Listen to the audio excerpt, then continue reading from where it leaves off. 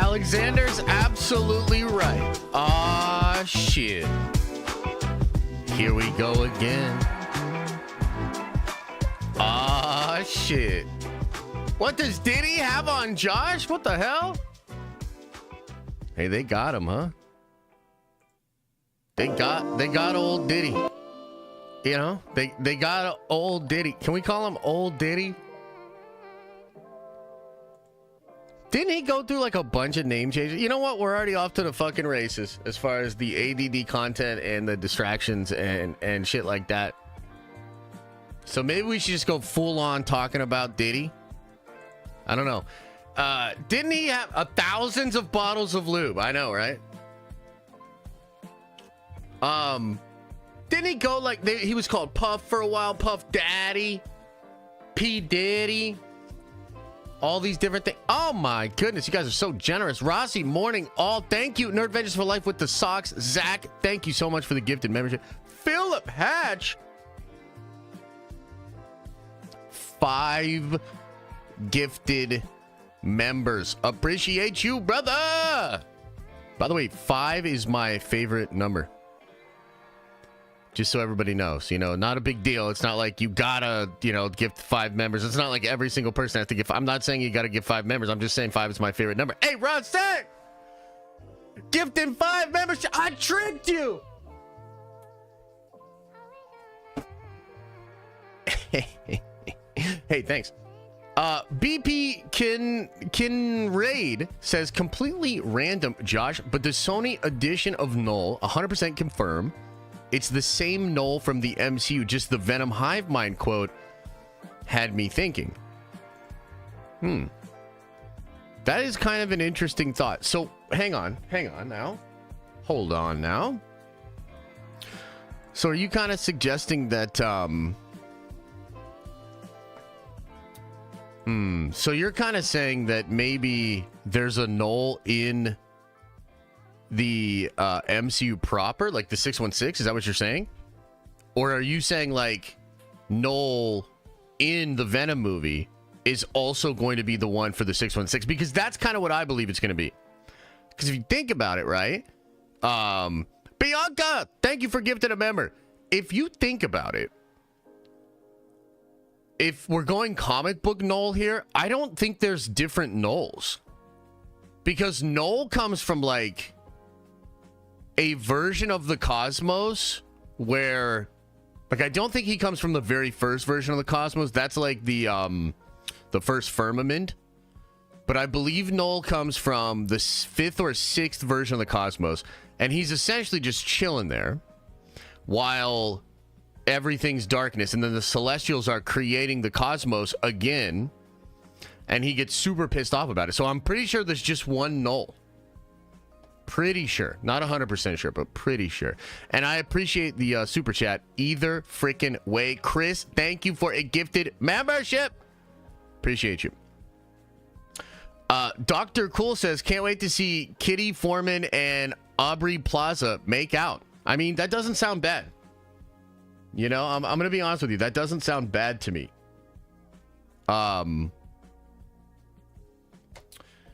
We're going to get into all of that and more today, chat. Today, we are going to be talking all about Agatha. Wait, what? Where's the notes I had? Oh, okay. Thank God. Haha. I was going to say I lost all my notes. We're not going to talk about shit. But yeah, we're going to talk all about Agatha. Hey, how are you guys feeling, chat? Like, how are you guys feeling about Agatha? Where's the hype level? What do you think? It's tonight. Oh, you're feeling tired? Andreas, thank you so much for the gifted membership, man. I appreciate you guys. -10? Oh, man. Oh, man. Zach with the 5 spot says, I want to see Noel stick around for more than 2 movies. Me too. But I don't know if I like Noel being a lackey for Doom. What do you think, Josh? Oh, I don't like that at all. I could literally see a variant of Thanos being subservient to Doom before I could see Noel, and that's still a huge stretch. Like, that's a huge stretch. Like, normally Thanos, like in the exact Secret Wars thing, Thanos walks up to Doom and he's like, bitch, you're not a god, pussy ass bitch. You know what I mean? So like that's probably the more likely scenario. Noel, are you kidding me? Noel comes from the darkness himself. He would look at Doom and be like, the hell? Get out of my face, Doom. Your mask is silly or some shit. You know what I mean? And of course, like, Doom would feel that he's the baddest and the biggest around and all that. So, but I definitely don't love the idea of Noel being a lackey for Doom. What do you guys think? You think it's possible? Also, what up, Twitch? Captain says, Twitch Coast Nerd Vendors assemble. Oh, hell yeah. Are we going to talk about how hyped Josh is for Agatha today? That's the plan, brother. The diddler can't escape this time. You talk about Diddy? And then Doom rips out his spine. Yeah, that's what I mean, though. Like, come on, man.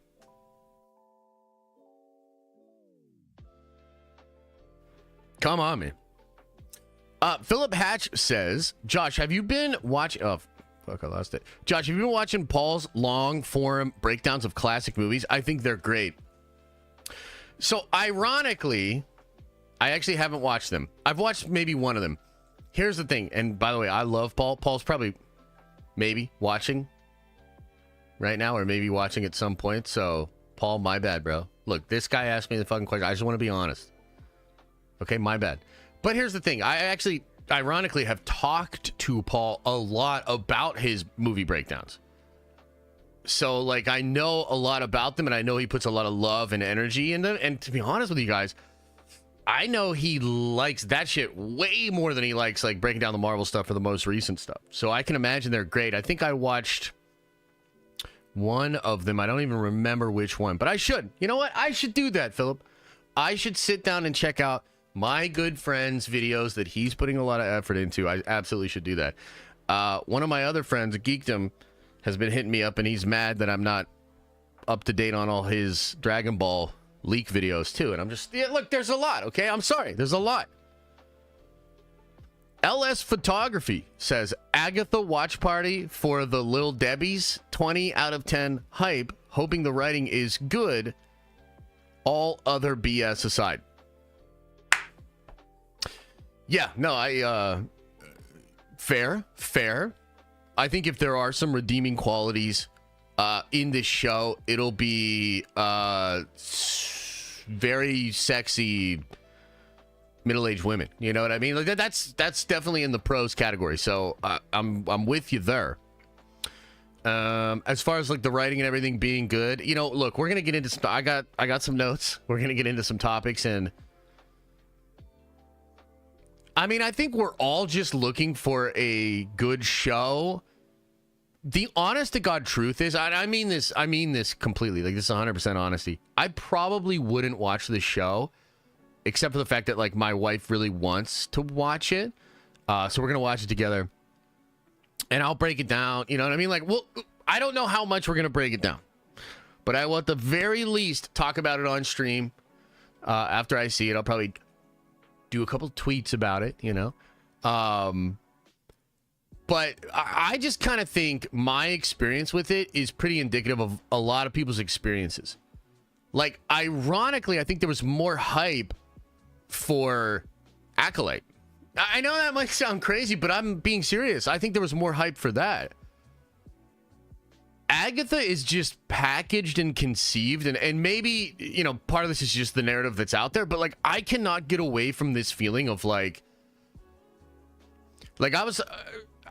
I just think we all expect it to be goobly glob, and a lot of people are not excited for it at all. They have like zero desire to watch it, as compared to, I mean, I say that with Acolyte, but then like you look at the stats and nobody watched it. But my feeling was going into that show, oh, you know, dark side stuff, that's really interesting. Maybe some Plagueis stuff, you know, maybe some old Jedi Council stuff, actual Jedi, mystery, all these different things. There was more that was intriguing about that. I have no idea what the draw is for Agatha. Like, I really don't. And I don't know if Marvel even knows. You know, if you kind of look at the marketing around the show, do they even know what it is? Do they even know how to get people excited for it? I'm not really sure. It feels weird. Axe Arc says Josh 5 is worst favorite number. Explain why that is. Agatha is not sock worthy. No socks for you. Oh boy. Yeah, I bet some more socks were damaged in the watching of Acolyte. 100%. Can Doom kill Noel? Nerdvengers for life. So I would say yes, but in order to do so, and you know what? I have to ask chat because I don't actually remember if Dr. Doom was involved in the King in Black story at all. So I will need some help with that. I mean, I know that Noel basically comes to Earth and like whoops everybody, dude, and it's really wild and crazy. But was Doom involved at all? You think he would be with like time travel and some of these other things that ended up coming. But so let me just lay it out to you like this. What ends up defeating Noel is the Enigma Force, or like the Power Cosmic and the Enigma Force channeled through Eddie Brock. Eddie Brock becomes, for all intents and purposes, the champion of the light. And so he becomes the champion of the light and defeats the champion of the dark. So the question then would be, would Doom become the champion of the light and then destroy the dark? There was a moment in... it's in the Children's Crusade run. And this actually was in the fallout of House of M. And Wanda seeks out Dr. Doom. And she seeks out Doom because she wants to tap into the life force, which I believe is the Enigma Force. Like, I think it's all the same thing. She wants to tap into the life force and undo all the shit she has done. And she did a lot, bro. Okay? Now, what ends up happening in that story is Victor taps into the life force. He taps into the Enigma Force. They convince him to let that power go, but he's like a god at that point when he taps into it. So he uses that power. If he were to tap back into that power, he could defeat Noel with that power. So, where's the P.O. box? Damn it! I fucked it up. I totally forgot about the P.O. box. There's no excuses this time. It's completely on me. F the blob. Oh, thanks, Rossi. Mav says, zero Agatha interest over here. 'Tis the most awkwardly handled spin-off of all time, in my opinion. Feels totally disconnected to WandaVision other than Agatha. Yeah, I guess that's true. Yeah.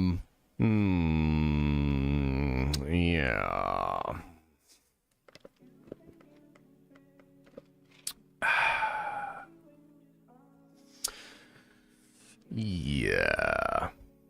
I was in a Discord call last night with two of my buddies, and we were playing games, and I just randomly asked them, you know, because I like to get, my friends they're like nerds, but they're a little bit more on the normie side, I guess. They're not like deep in it, right? And I asked them both about Agatha, and they had just like moans and groans. And I was like, what, you guys don't like lesbian witch content? You're bigots, you know. I was like joking and all that. And my one buddy says, literally, I love both of those things, but this show looks like absolute trash. So, like, I don't know, man. It's just so weird. If you were to know my friend, he is a person that is totally primed to be somewhat of the target audience for this show. Like, legit. And he thinks it looks like Goobly Glob. You know what I mean? And we're going to get into the reviews later because the reviews are all over the place. I might say, so far, this is the weirdest... this is the weirdest experience I've ever had as a fan with a piece of Marvel content.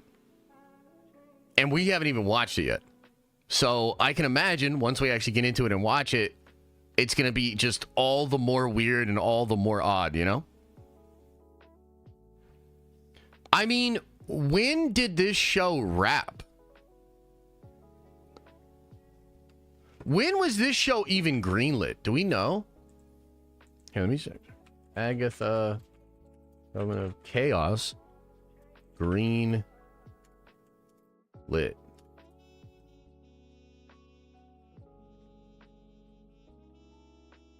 Do we know when it was greenlit?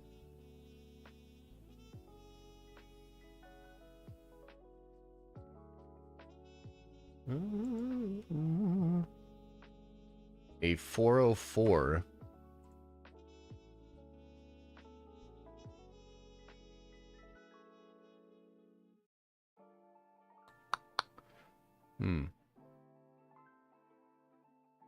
Like, when was it revealed?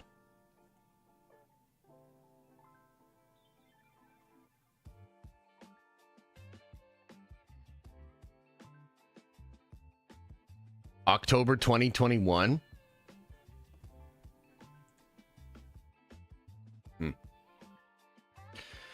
Oh boy, oh boy, oh boy, oh boy, oh. All right, should we just get into it?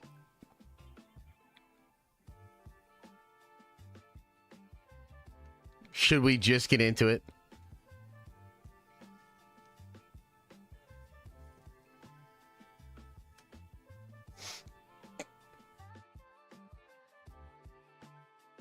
Holy shit. Kyber Sith says, Josh, can I show you a pic on Discord? By the way, I started building and painting my Dark Angels Deathwing Knights army. Let's fucking go. Friday after work, the Lion's Pride, baby. Dude, that's sick. And of course, yeah, send me a pic, bro. Okay, so Trev says, officially announced during the Disney Plus event, November of 2021, but heard about in October. Okay. So, Agatha. Agatha. Okay, so let's talk about this.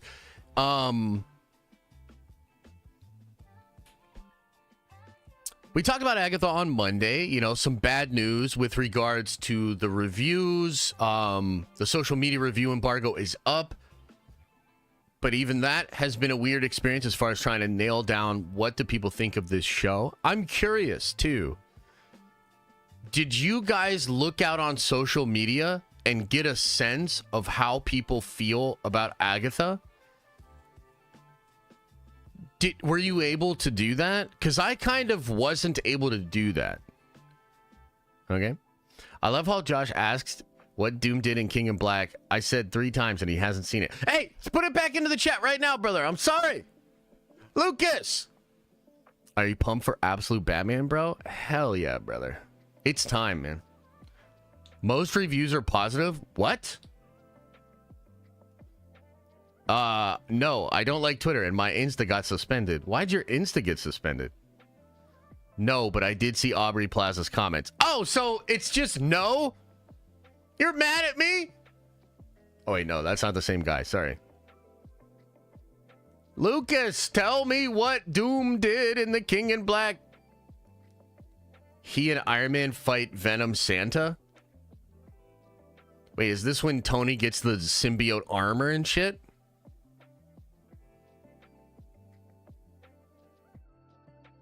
I really do not remember that. I'm going to have to go back and watch. It was that a Doom died? You don't say that.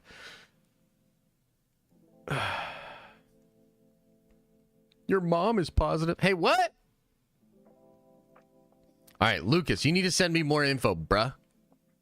DM me on Twitter. DM me on Discord. Send me some links so I can read that. Yeah, what do you like? Just tell me if Wanda is coming back. God dang it. I think she is. Yeah, I think she is. Okay. Let's get into this. Let's get serious. Let's pause the music and let's get serious, okay? Choose between Agatha or Morbius. It's Morbius every time. Okay. So, Agatha, all along, 2 episodes air tonight. Now, this is the thing. That's the thing that everybody's talking about. So we got to talk about it as well. And, we talked about it a little bit in some previous streams. On Monday, we did a segment, and I told you guys I was a little concerned because Agatha's review embargo lifts exactly when the episodes come out. So right now, press has seen 4 episodes. Some other people have seen 3 episodes, like people that went to the official premiere or something like that, saw 3 episodes. And the social media embargo is lifted. People are out there talking about it. However, the official reviews, Rotten Tomato, Metacritic, all that kind of stuff will not happen until right as the show is coming out. That's a concern. Normally, that means a studio has a serious lack of confidence in the project. However, as we pointed out, it is possible this is a new strategy to combat review bombing and to combat all of, the sort of things that can happen when shows like Agatha are released. Okay? Now, since we spoke on Monday, they had the red carpet premiere for Agatha, and of course, we had the social media reviews come out. And I got to tell you, it's been a weird experience. Normally, I think, as a Marvel fan, I don't necessarily watch all of the red carpet premieres, but I like to watch the interviews, the clips, and the things that happen on the red carpet. I mean, mostly it's because usually Kevin Feige's there, and he will announce something or give a comment about something, and it can be news. Sometimes you just generally like the talent, and you like what they're talking about, what they're about. You want to get these clips and kind of understand what's going on. So, first weird thing about the red carpet premiere for Agatha. I don't think Kevin Feige was there. Now, if he was there, I missed it, and please, somebody send me an interview with him on the red carpet for the Agatha premiere, or a photo, or something. Hit me up with something, okay? And then I brought this up on Twitter, and some people were like, oh, he doesn't go to all the premieres for all the shows. I looked it up, and I'm pretty damn sure he's been to every single one, except for some of the COVID projects, some of the stuff that was happening in lockdown. He was there for Echo. Like, literally, he did interviews on the red carpet for Echo. So, if, again, unless I'm mistaken here, no Kevin Feige at the red carpet premiere for Agatha? I mean, I don't know, man. That's pretty interesting. That's pretty wild. Another thing that happened that really kind of threw my whole experience of like trying to check out what's going on with Agatha into like a complete tailspin is the fact that Elizabeth Olsen did Jimmy Kimmel the same night. Now walk with me on this, because that at first might seem like a nothing burger. However, ABC is where the Jimmy Kimmel show comes out. ABC is owned by Disney, and oftentimes who shows up on the Jimmy Kimmel show with either a trailer or a piece of information is Disney's idea. So what I'm saying to you is, the very next day, Tuesday morning, I pop out of bed with a smile on my face like I always do and just go about my morning routine like some kind of Disney character. I go to my computer and I type into the search bar, Agatha. And what I'm looking for is all the red carpet stuff or perhaps reviews and things of that nature. The literal timeline, or I guess what I should say is the results that came out from Twitter as I'm searching for this stuff, is a whole bunch of Elizabeth Olsen on Jimmy Kimmel. Because in a weird twist of fate, not only was Elizabeth Olsen on Jimmy Kimmel that night, but she was also talking about the character of Wanda Maximoff more than she has in years, and it made news. It popped. So continue to walk with me on this one. You have this show and you have a red carpet premiere, no Kevin Feige. Then that same night, you have something that Disney created with a character that had a lot of headlines and a lot of buzz happening out there. And to me, it kind of, I guess, muddied the waters of like the Agatha discourse. Okay? Then, of course, you have the gayest Marvel show ever comments. And look, we're going to talk about it because they're talking about it and because it's a big part of the narrative, I think, not only for this show, but for Accolade. Now, as I said on Monday, I believe the Accolade show set up the Agatha show for like a really bad time. Okay? And I was kind of wondering to myself, like, why are they doing this? Like, why would the interviewer bring this up? Why would all of the stars and the actors and people like answer in the way that they answered, right? I was just like scratching my head because we're living in a world where like a report just came out that Disney told Pixar to make Inside Out 2 less gay. Okay? Like, that's real, right? Again, like, brother, I don't give a shit about this stuff, but it's facts. Like, this is facts. Like, you know, and I think that a lot of people obviously do care about this sort of stuff. That's why it's always in the news. That's why we're, you know, debating and talking about it right now. So we live in a world where Disney just told Pixar to, and by the way, I believe Inside Out 2, I mean, how successful is Inside Out 2? You know, like, I'll give that to chat. Would you mind telling me in the chat, how successful was Inside Out 2? Was it a successful movie? Was it like, you know, did it do okay? Yeah, 1.6 billion. Okay, wow. Interesting. Okay, interesting. Okay. So going back to the gayest Marvel show ever thing, which again, too, like, can I just say that like part of this feels like I'm like, oh man, what's up? Like, how's the Agatha show? And then like it feels like in some ways they're like, it's the gayest shit ever. And I'm like, okay, like that's like, but is it cool? Or like, is Marvel, Cynthia Von Doom, Mephisto, it's the gayest shit you've ever seen. Do you have a problem with that? And I'm like, what the fuck, bro? Like, I don't care. What is the show cool?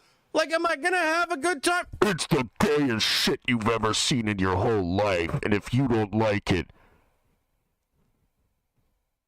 you know what I'm saying. Okay.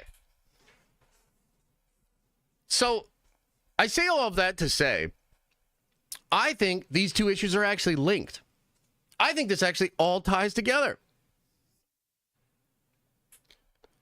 Why would Hollywood interviewers and Hollywood interviewees feel the need to flaunt the gayness of Agatha?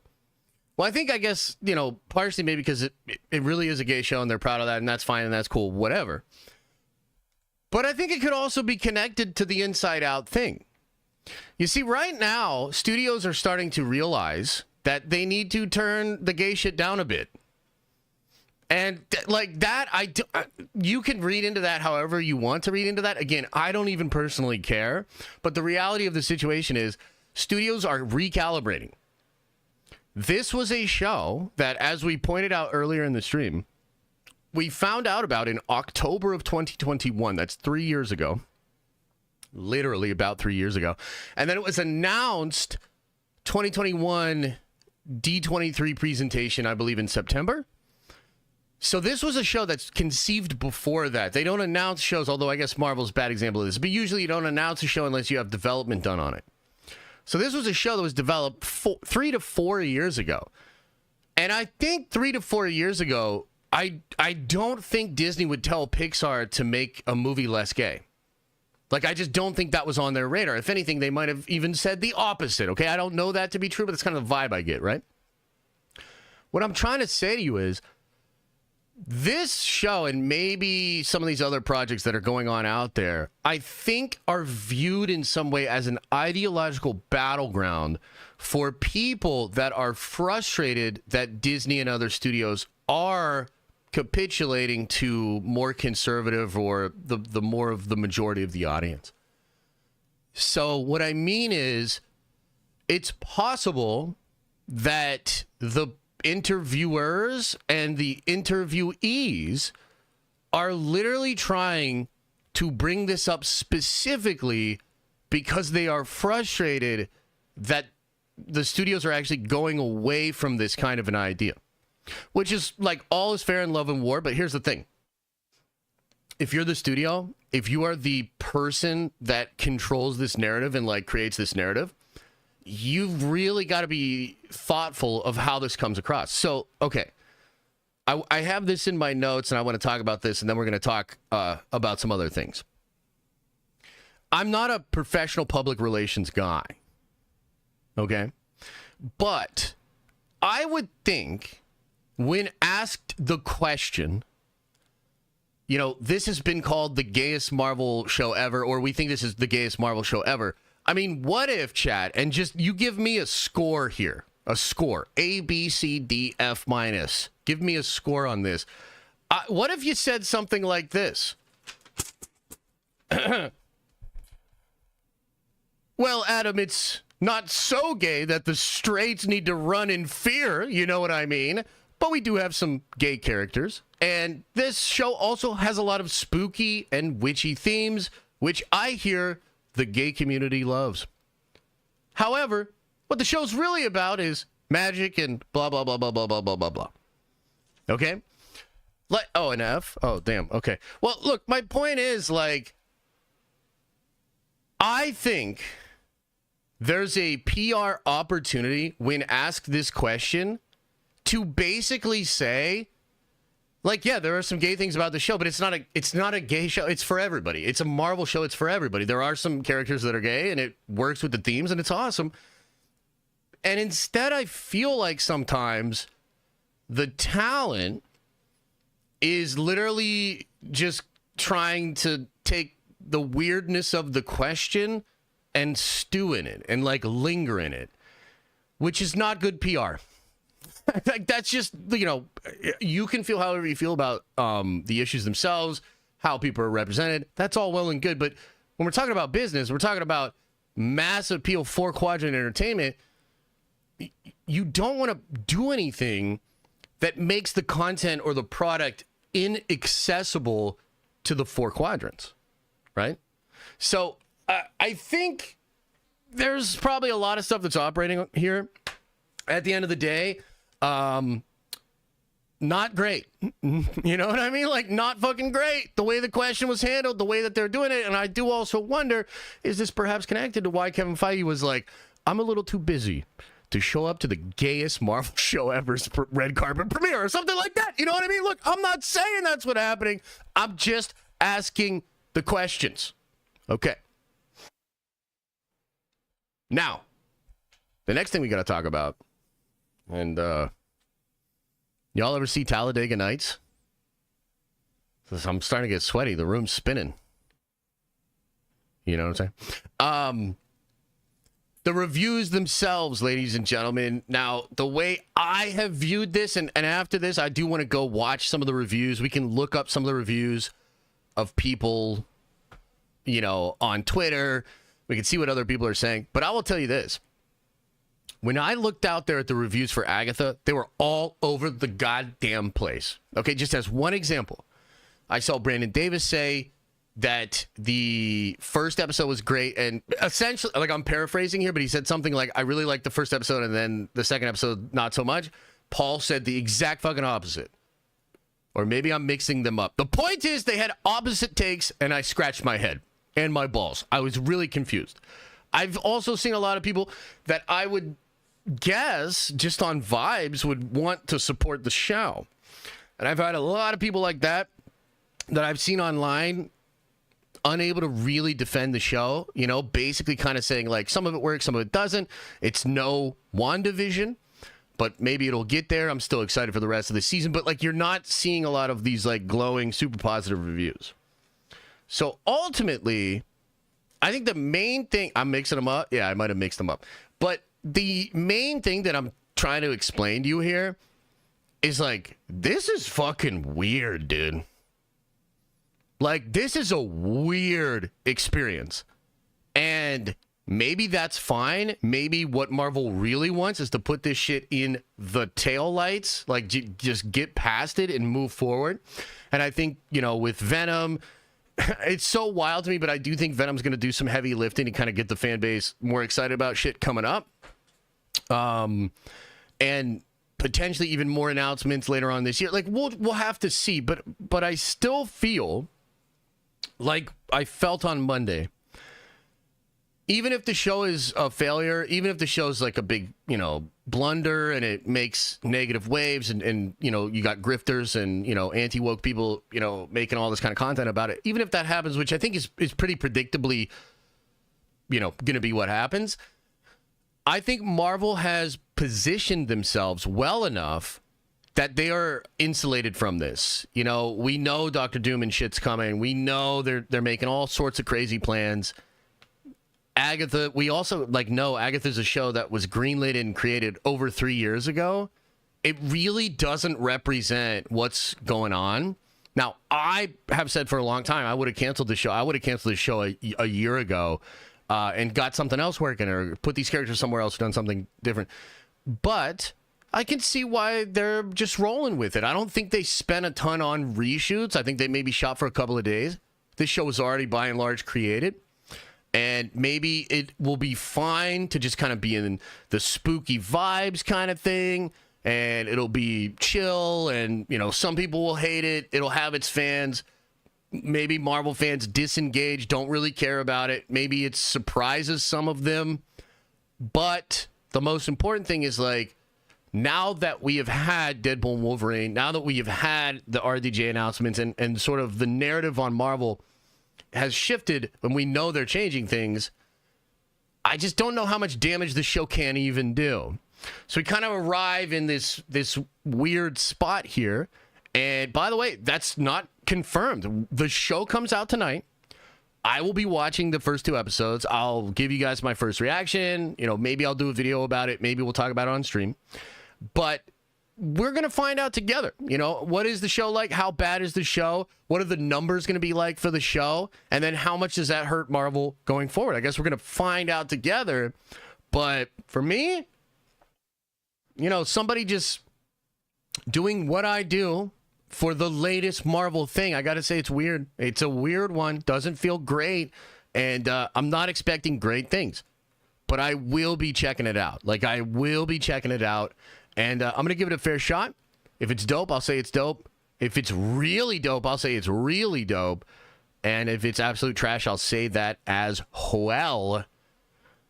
But there you go, guys. The coverage so far of Agatha, my worries, concerns, the weirdness of the red carpet premiere, and why I think ultimately probably doesn't even matter that much to Marvel. Hopefully.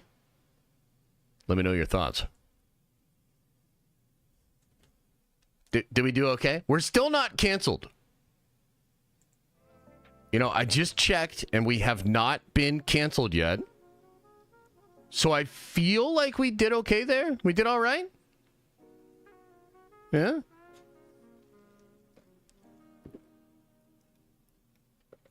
Not canceled, but on a watch list. That sounds about right. Now, can you guys do me a favor? Can you do me a favor? Can you guys either link me or tell me what videos should we be watching? Where are the reviews of Agatha? Or, you know, should we just look on Twitter? Or, like, how do you guys want to do this? Because I think it'd be kind of fun to watch some of the reviews.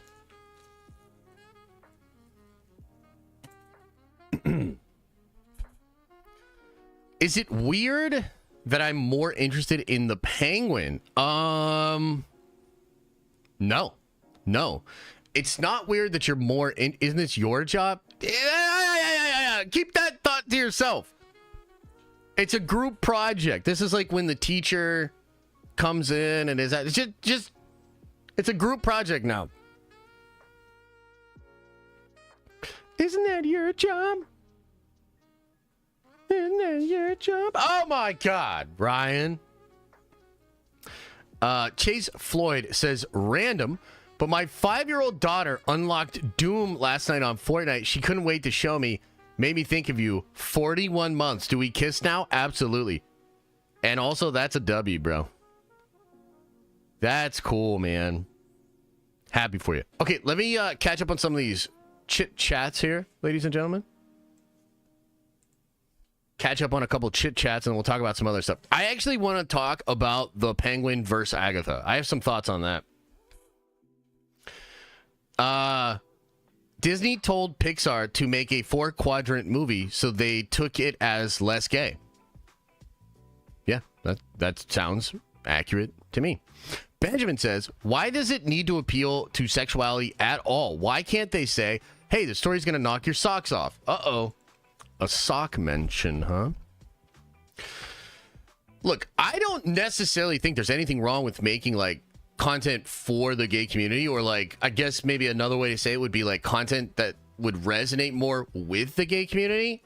I don't think that's not an issue.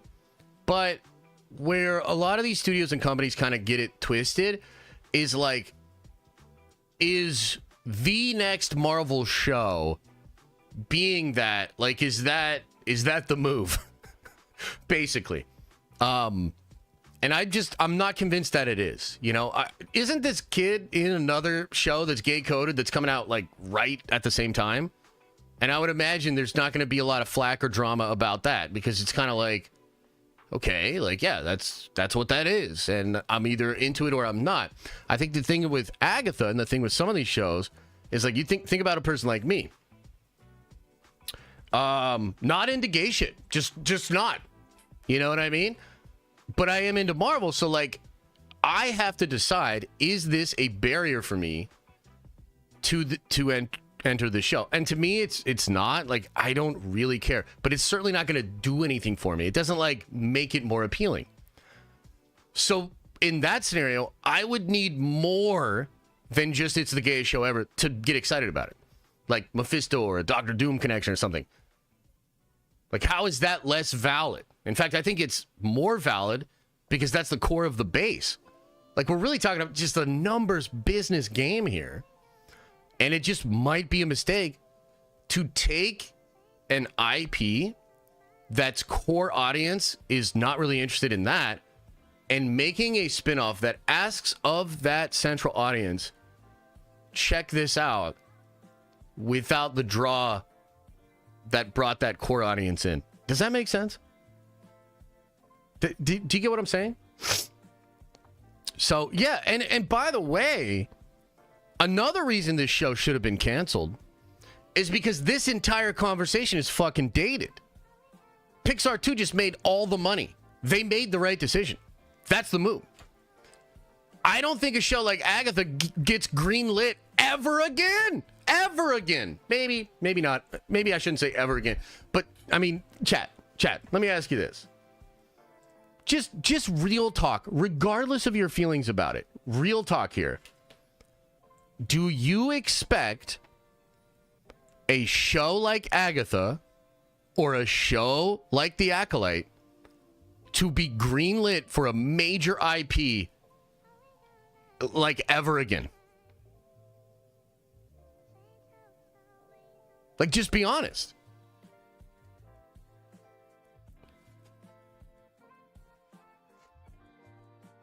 So if you say yes, you probably think that because you think they're just going to keep, like, fucking up. Ever's a long time. That's true. And again, I don't even think there's necessarily anything wrong with doing it.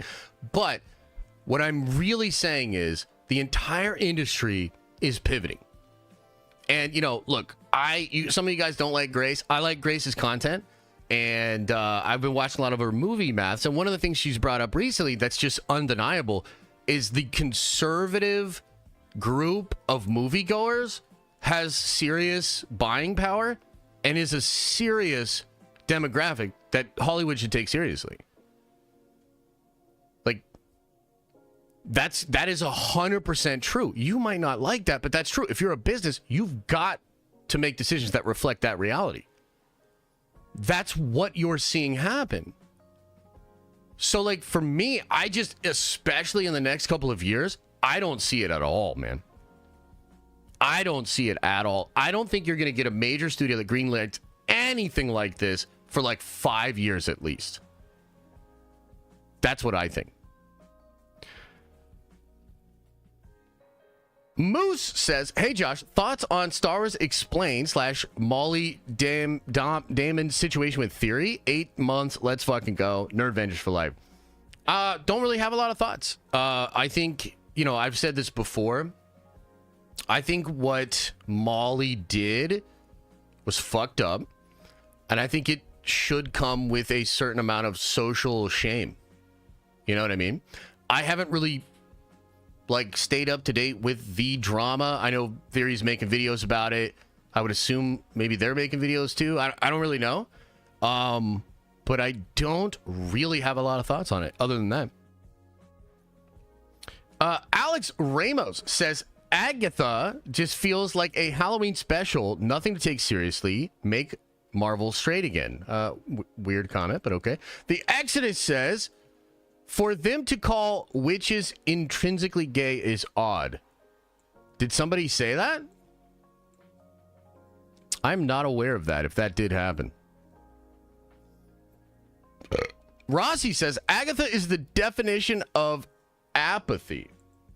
You think so? Anthony says, thoughts on theory that Rio equals Cynthia Von Doom. I would love a connection to Cynthia Von Doom. I don't expect it, though. I don't really expect it. IG Kevin says, are you watching Agatha when it comes out? Yes, I am. Yes, I am.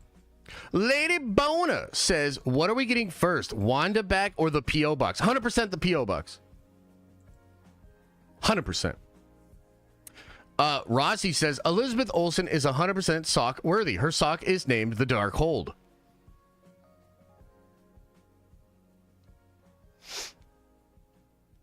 Oh my God. Agatha watch party tonight? No. No, I need to watch it away from you guys. I mean, look at how poorly you're behaving right now. Disney told Pixar. Yes. Okay, cool. I think we're caught up on all the chats. Okay, any more thoughts, comments, concerns here, guys? I know.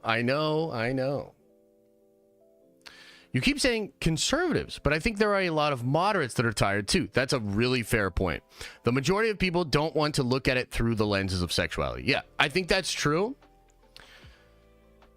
Yeah, no, I think that's absolutely true. Look, there are even people that might lean left that are just getting fatigue of heavy-handed messaging in their content.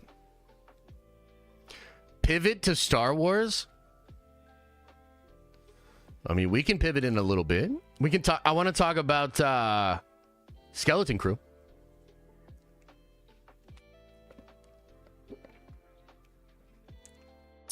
I am those people. Yeah. Mountain Drew says, if you were an executive at Lucasfilm, how nervous would you be about releasing a film in theaters where everyone will see box office? If I was there, yeah, I mean, I'd be pretty nervous for sure. Yeah, I'd be pretty nervous. Me and my mom were just talking about how we would like to see more shows centered around sexual orientation. Oh, weird, but, you know, good for you. Wizard of Oz about the gayest thing going on. Oh, God. It needs to be weaved in better. Yeah, it's true. Do you think that Skeleton Crew is going to be good? No. No. We don't know ticket sales, though. All of Hollywood studios will be embarrassed if we knew ticket sales. Yeah, but I mean, they just picked the bigger number, the sales number. It's probably like 20 times, 30 times what it is. Grace says that they're queer, but it's not political. It's just who they are. Okay. Did you go over the reviews? No, I did not go over the reviews. And because you guys were supposed to find what reviews we were going to talk about. And, like, you didn't.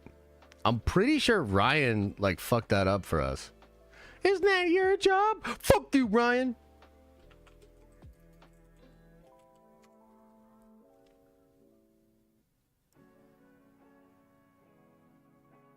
Okay, so somebody was saying that Campia said that it's actually the reviews are pretty good. The social media reviews.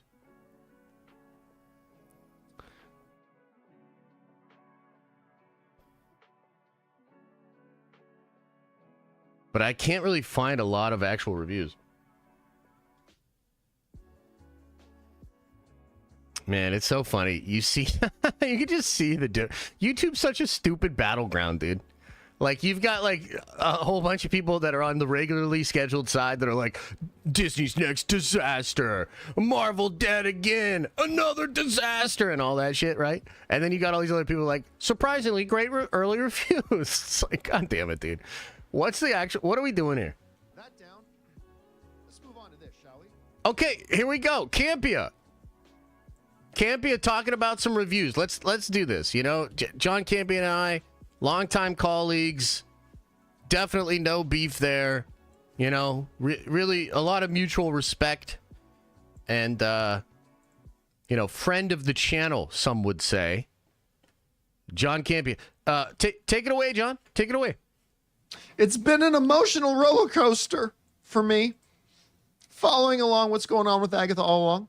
Why you do that? Why you do that voice? God damn it, John. And at one point, I'm super excited about it because I loved WandaVision. I love Catherine Hahn, and I loved the character Agatha. And when they said they were going to do an Agatha all along, totally down for it. I've really liked the trailers for it. I think this show's going to be really, really good. Oh no, but then comes the down, because then news came out the other day that the full reviews for the show were being held until the day of release of the show. Bad. It's not good. Never a good sign. Never a good sign. And then all of a sudden, as the roller coaster continues, the first reactions for it come out last night. Yeah. Some from people I know have been very skeptical about this show. One person in particular, a friend of mine who doesn't even like WandaVision, which is crazy to me because WandaVision is clearly the best thing Disney Plus has ever done. But a friend of mine. What about Loki? Didn't even like WandaVision. Wait, does he not like Loki? Gave me a, well, didn't give me a call, sent me a text message last night, said, Agatha is really good. Like, really? Now, granted, these people have seen the first 4 episodes. Agatha All Along debuts this week with the first 2, but these people have seen the first 4. Not all of them, so we don't know if it sticks the landing. But like Variety's saying here, Agatha All Along, first reactions, Catherine Hahn's Marvel return hailed as bewitching, deliciously devious, and batshit crazy in all the right kinds of ways. So let's take a minute here. Let's take a minute. And see what a bunch of people are saying about this. Let's do that. Joseph wrote, Agatha All Along is the perfect follow-up to WandaVision. Okay. The first 4 episodes are a delightful mix of Hocus Pocus and Wizard of Oz. Okay. With a hint of horror and loads of comedy. This series is insanely fun and engaging. It's got that captivating vibe as WandaVision. Michael Patterson, right? Agatha, I mean, that's good, dude. Where the hell were all these reviews when I looked for it? All Along is absolutely batshit crazy. Am I just blocked by everybody? Is it possible that I am blocked by everybody that was really positive about the show? And what does that say about these people, not me? In all the right kinds of ways. Catherine Hahn is a force, camping it up as Agatha Harkness like we all knew she would. The rest of the cast is also divine, and Joe Locke is a gem, vivid, outlandish, and brilliant. Cool. Geekcentric wrote, after 4 episodes of Agatha All Along, it's clear this WandaVision spinoff keeps the mystery alive, casting a new bewitching spell. Catherine Hahn is perfection, embracing every wicked moment. The musical elements don't just enhance, they enchant. This is the magic the MCU needs. Holy shit, dude. That's high praise. Is he talking about fucking Deadpool and Wolverine? Or is he talking about that? Hey, all of a sudden, I'm getting excited for it, you know? Me and my buddy Joven, dude, we're really excited about it. We don't like when people talk shit, you know? And, dude, it's crazy there was all this focus on, like, the gayness of the show. Nobody's talking about the gayness in any of these reviews. It's crazy. Then we got the movie podcast writes, Agatha All Along is the perfect show for the spooky season and filled with big witch energy. Catherine Hahn. Big witch energy. You know what? I hate that because it's kind of clever. And iconic as ever and delivers a deliciously devious and spellbinding performance. Joe Locke is a scene stealer. This is the most fun you'll have feasting on a show this year. Ryan Carrero writes, the first 4 episodes of Agatha All Along are a strong sequel to WandaVision as they have their own identity. The song. Can somebody just check if I'm blocked by all of these people? And why would they do that? are great. Catherine Hahn and Aubrey Plaza's dynamic is electric. Deborah Jo Rupp brings the laughs, but this is the scariest MCU project to date. Well, there you go. I'm out. You guys don't know. I don't like scary stuff, so I'm out. Weekly theories are back. Anthony wrote, Agatha All Along is wickedly fun. A witch spinoff that casts its own spell. Catherine Hahn is delightfully mischievous. Joe Locke is a blast to watch. And the Coven's chemistry will leave you bewitched. A perfect Marvel series. Everybody's using all the puns. I know. I don't like that. A perfect Marvel series for the Halloween season. Bound to leave you. I don't like that. Next. Sophia Soto wrote, if there was ever a character that deserved her own spin-off series, it's Agatha Harkness. God, really? Okay. Catherine Hahn is better than ever, thriving as she takes center stage. As for Joe Locke, he is a total scene stealer and will no doubt become a new Marvel fan favorite. I mean, I'm just glad that John took some very serious tweets with very critical thought that really don't sound like they're all the same.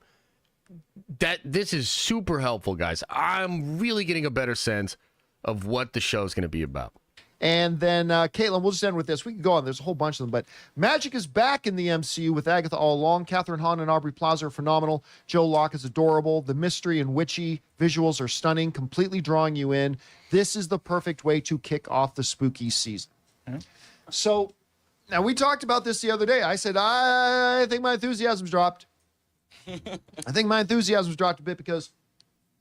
Oh, my God. John's that white girl that drinks out of those things. Not because of anything I've seen from the show, but because apparently of this, review embargo and stuff like that.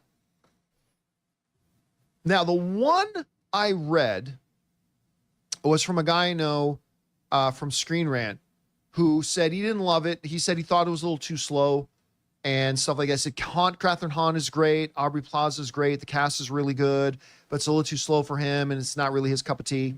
Totally get that. And by the way, a couple of the others that I've read as well, even the ones who loved it, say the first couple episodes are a slow burn.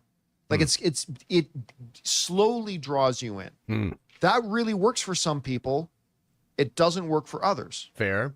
Now listen, I got to tell you,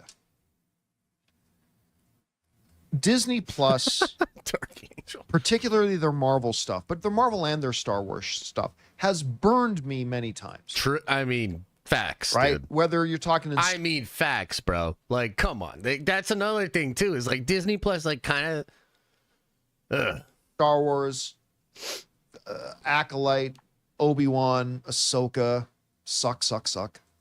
How fucking dare you with Ahsoka? You're talking about the Marvel stuff. I mean, God, I still haven't recovered from Secret Invasion. Dude, it's so bad. It's so bad, dude. Magoof. I forgot about that show. Oh, I'm sorry I reminded you. Oh, it was Marvel wishes we would all forget about that show. That shit was awful. so bad. It was so bad. I'm sorry I had to bring it up and remind you of that. I completely purged it from my brain. And I'll be honest with you. I'm not... Listen, I'm not saying I can't get there. Maybe I will. But right now, I am not looking forward to Ironheart. I'm not looking forward to hell no. Wonder Man. I'm not looking forward to just about anything else they've got coming out. Facts. But there's something about Agatha. No, there isn't. I mean, sorry. Go on, John. Because I loved her in WandaVision. And I want this to be good. And I believe it'll be good. And so I got to say, my roller coaster continues because I like what I'm hearing. I'm particularly happy that I'm hearing from a couple of people that I know specifically were skeptical. Like Amelia wrote this, said, I had a lot of concerns heading into Agatha All Along. Okay. But I'm thrilled to report that the witch has quite enjoyed what she's seen so far. I'm having a ton of fun theorizing already, and I really hope it sticks the landing. So hearing from a couple of people who I know were going... Hey, look, man, I'm going to tell you, guys like this.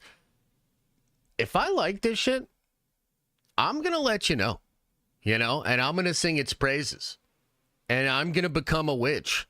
And I'm going to get a hat and a broom.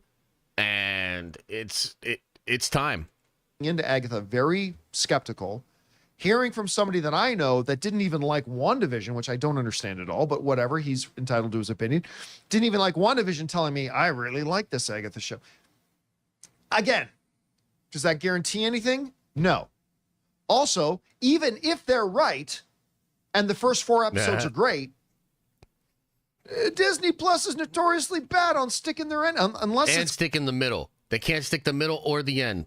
called Andor. They're very bad on What's Andor? sticking their landing. So maybe the first 4 episodes are great, but maybe the last 4 are terrible. Don't know. But I'm at least re-encouraged. I'm at least re-encouraged for now what I'm seeing for this. Anyway, we want to thank a sponsor of today's episode, Hungry Root. Guys, you know me. I like things that make Interesting here. Very, very interesting. Go support John and click this link. I'm not going to watch the full ad, but go support John. Click the link. Man,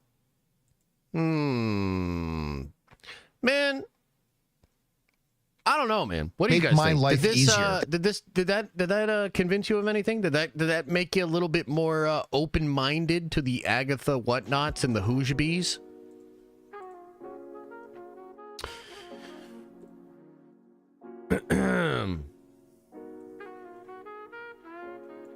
Yeah, I don't know, man. Let me see. Can we just look up Agatha review on Twitter?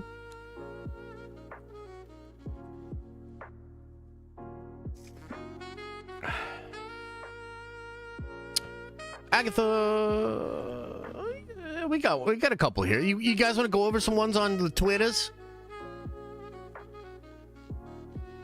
He said this for Rings of Power. Well, I mean, technically, you can't fault the guy for like going before he sees a thing, trying to figure out what his expectations for the thing should be. That's kind of what we're doing right now, right? Listen to Aaliyah. I mean, I usually do. What did she say? Grace's positive reaction kind of helps. Watch Grace's first reaction. I mean, I'd be down. I like Grace. But I know some of you don't. Should we watch Grace's video? It's at the beginning of her stream, you said? As always. I'm down. Watch it. Let's watch it. Let's be fair. You know, Grace seems to be pretty excited about it. Let's see what she says. Members may comment, but anyone can watch. Well, not the first one, because the whole first section's a Q&A. But afterwards, there'll be Q&As at the end of each section, which are specific to that Let's cue story. our And then, of course, A's. as always, at the very end of the stream, we'll do a 10-minute Ask Me Anything about anything. Hey, Big Okay. League Chew. Thank you, Bay. Thank you both. So nice to see you both. All right, so let's get started. And Let's I'll get walk started. you through why I'm doing things a little different Yeah, this why are you time. doing things All right, different? So, hold on. Magical boop. Okay, so Agatha all along had the premiere for this series last night, and that's why the social media embargo lifted at midnight. Also, can I just say, and maybe this will make its way to Grace somehow, some way. Grace, you have so many harsh edges in your recording environment. A lot of your production's really nice, but the audio is very harsh. Mostly, I think, because of all the hard edges that bounce that audio in a very harsh way. You could put a bunch of like blankets underneath you or like diffusers around you. You don't have to kill your view, but you really should diffuse your audio. It's very harsh. Which means people who've seen the show in advance, thank you, Drago, people who've seen the show in advance can share their feelings on it. I'm not allowed to review it until the show actually airs, the first 2 episodes, tomorrow night at 9 p.m. However, oh, that's right, I should have done bibbity bobbity boop, Mish. That's pretty funny. So I think that because Audio expert here, but he can't light a scene. I can light a scene. review embargo is so late, I'm still going to do a review. I'm still going to do a breakdown. But how are you supposed to? Actually, that's true. If you look at Grace, she looks good. You know, the lighting's good, the makeup's good, the hair's good. Maybe we could share tips. I could help her with audio. She could help me. You know, what's the term? Looks maxing or glow up or. Decide if you want to tune in to watch this thing, particularly when it drops. Hey, Alp. So I thought that usually I would do a first reaction video, but I got 4 episodes, but I only got them at noon yesterday. Whoa, and they're whoa, all whoa. Grace's video and set is way better. I mean, I'll slow your roll. 40 minutes long, 35 to 40 minutes. And so it took a Adam, considerable you'd be amount of time surprised. to We got watch all views. of them and We got think views. about it and start working on my other coverage so that it's ready for tomorrow. This is a very I bet short Grace has a turnaround P.O. box, time. though. It's How dare interesting. you? Penguin gave us all 8 episodes like a month in advance, whereas Agatha all along gave us half of the... Yo, please remind me. I'm going to write this down, but please remind me. I do want to talk about Penguin versus Agatha. Penguin versus Agatha. Okay, cool. Less than half. There's 4 out of 9 episodes just 2 days in advance. I think they did that a little bit to combat what happened with the Acolyte, although I can already see that percolating, unfortunately. The other thing I want to point out, Elizabeth Olsen Yeah, was that's interesting. We kind of made that point, too. promoting her Netflix movie on Jimmy Kimmel last night. Yeah, weird. And she said, is Wanda, she was asked if Wanda would return. And I'm just going to repeat what Elizabeth Olsen said. Elizabeth Olsen said she's pretty sure that Wanda's dead, but potentially Wanda could come back if talented writers were given the She the totally task to took a do shot so. at Michael Waldron. And I think that you'll be pleasantly surprised how much that jives with the beginning of Agatha all along. So let me just say, I think that the shadow of the Scarlet Witch is quite strong. Oh, man, I will say this, too. If somehow the beginning of Agatha makes it clear that Wanda didn't learn shit in WandaVision and that she was kind of a bitch and she left that show as the villain, like, I will golf clap. Over this series, at least in the episodes that I saw.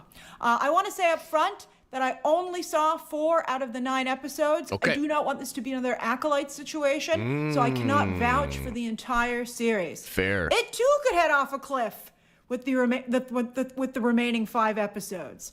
I can only speak to what I've seen. Okay. And as for whether or not this would be a new Acolyte, it has almost nothing to do with Marvel, besides, operating like a Marvel type show in terms of Easter eggs and stuff like that. What? So I hope that because it doesn't drag, Marvel fans' favorite characters and storylines into it, it's operating its own space, maybe people will leave it alone.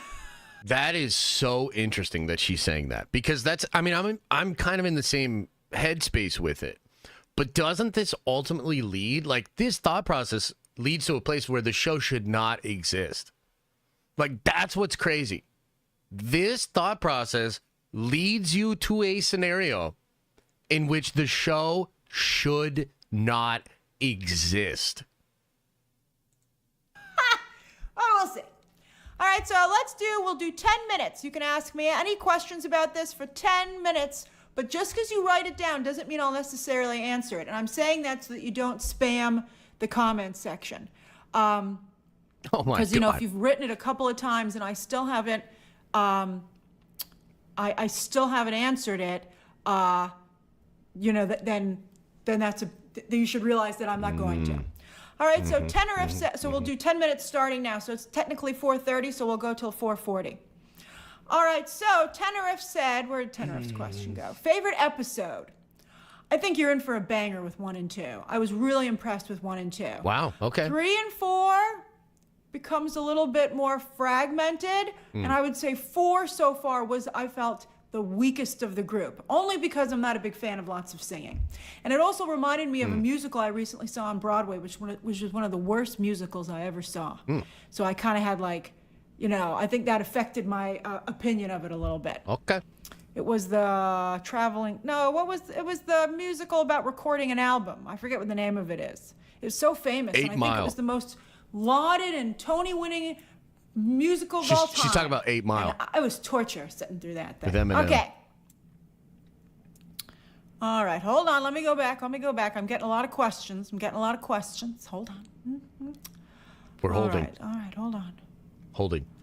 Ozzy says, how LGBT is the show? Any witch on witch kisses?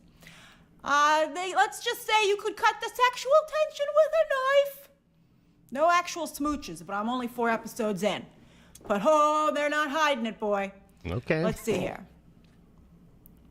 Let's see here. Tension. Okay, so Tay said, hold on. You know what, too? Can I say something? Hey, chat, can I say something? Is it okay if I say something? I just want to say something. Okay, and it's going to come across weird. Joven's going to be all upset again. But I got to say it. Okay, it pops into my head. I got to say it. Okay, I'm sorry. I'm sorry. We're having all these discussions, you know, and the tension, the gayness, and all that sort of stuff. Did you know that maybe the best manga ever written, Berserk, it has incredible sexual tension between the 2 male characters? In fact, I've heard it said before that what Berserk is really about is 2 bisexual dudes that can't admit they're bi and want each other, and so they end up fucking over the same girl with a bunch of demonic shit. And that's kind of what Berserk is.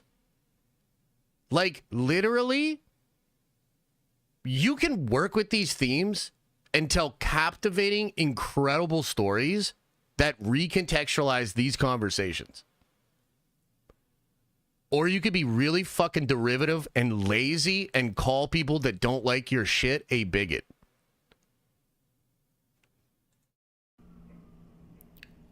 Alp, thank you for the memberships. Okay, I thought I thanked Drago. Okay, all right. Okay. A lot of questions are coming in here. Okay. And all Berserk right. is fucking lit, dude. You gotta Tay watch. said the You gotta read variety that is shit. setting up the show with the gayest show ever interviews. I thought Aubrey Plaza's answer was fantastic, where she said it better be because that's what I signed up for. Wow, what a queen. But I don't think Variety was doing the show any favors last night. Right. It is not. I thought that Joe Locke answered that question exceptionally well. You know what's interesting about that, actually? Joe Locke, you could tell, he had been given PR direction.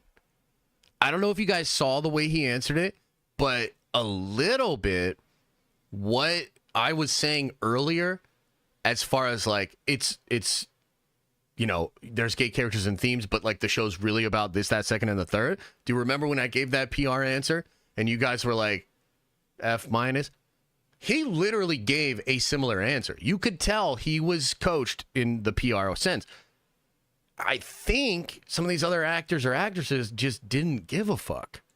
That Heartstopper was driven by its queerness. Right. Agatha All Along is a show about queer characters. Right. I would say that almost every character, main character, is LGBTQ.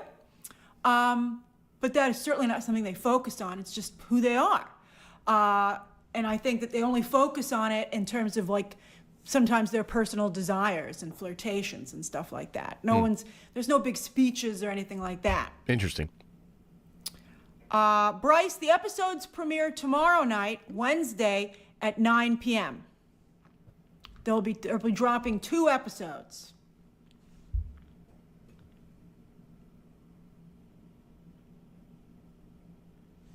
I'm pretty sure. Let me double check.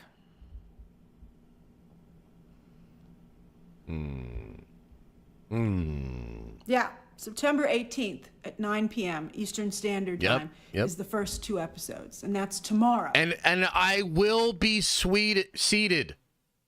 I will be seated, Queens. Let's see here. Jeff said, are the first 2 episodes slower like the first 2 episodes of WandaVision were? Nope. I think the first 2 episodes are actually the strongest. I will be sweeted Extremely as well. Strong. You're going to be really excited, and a lot of mystery and a lot of story. I hope that people are really pleasantly surprised and they're like, oh, this show is way better than I thought it would be when they tune in tomorrow night. And I would encourage you to watch them when they drop. Don't be late to the party. Wanda's attorney, hey Wanda, said, what are your favorite characters and dynamics among the coven so far? Well, it's clearly the big 3. Catherine Hahn, Aubrey Plaza, and Joe Locke. Cool. It's definitely their show. Their dynamics are incredible. And I've never seen, I have it in my review for tomorrow, but I've never seen Aubrey Plaza as sexy as she is here. I was like, she looks incredible. GTFO. If that's true, major points for the show. Major I want points. all of her outfits. I want her. She has like these witches' shoes. Well, I thought they would look like witches' shoes, and they were like the coolest thing she's incredible. Let's see here. N1 says, what would you compare it to? I think it's very much in the vein of Witches of Eastwick. What's that? The Craft and Practical Magic. Like those kinds of movies. I don't know any of those things. It's not a horror show, Asami. Do not think of it as a horror show. It is much more like what I just described. It's about witches. It's all about witches. Okay. Hey, Jared. Gotcha. Tavi, they keep you guessing about who Teen is. Like I don't want to give anything away, but let's just say it had me on the edge of my seat. I mean, there are multiple mysteries at play here, and I think that was a lot. I like mysteries. Mysteries good. Sarah says, "What is your honest opinion of the show so far?" I think it's really strong. I don't think it's going to be for everyone, but I think it's wonderful for Halloween. I think it's really not. I was thinking about it, and I was like, would guys watch this? And I don't know if all guys will. I don't know how many women watch, war movies about a platoon. Fair. I think some guys will watch it if their wife says that they want to watch it. Of male soldiers. But this was very much like the women's version of that.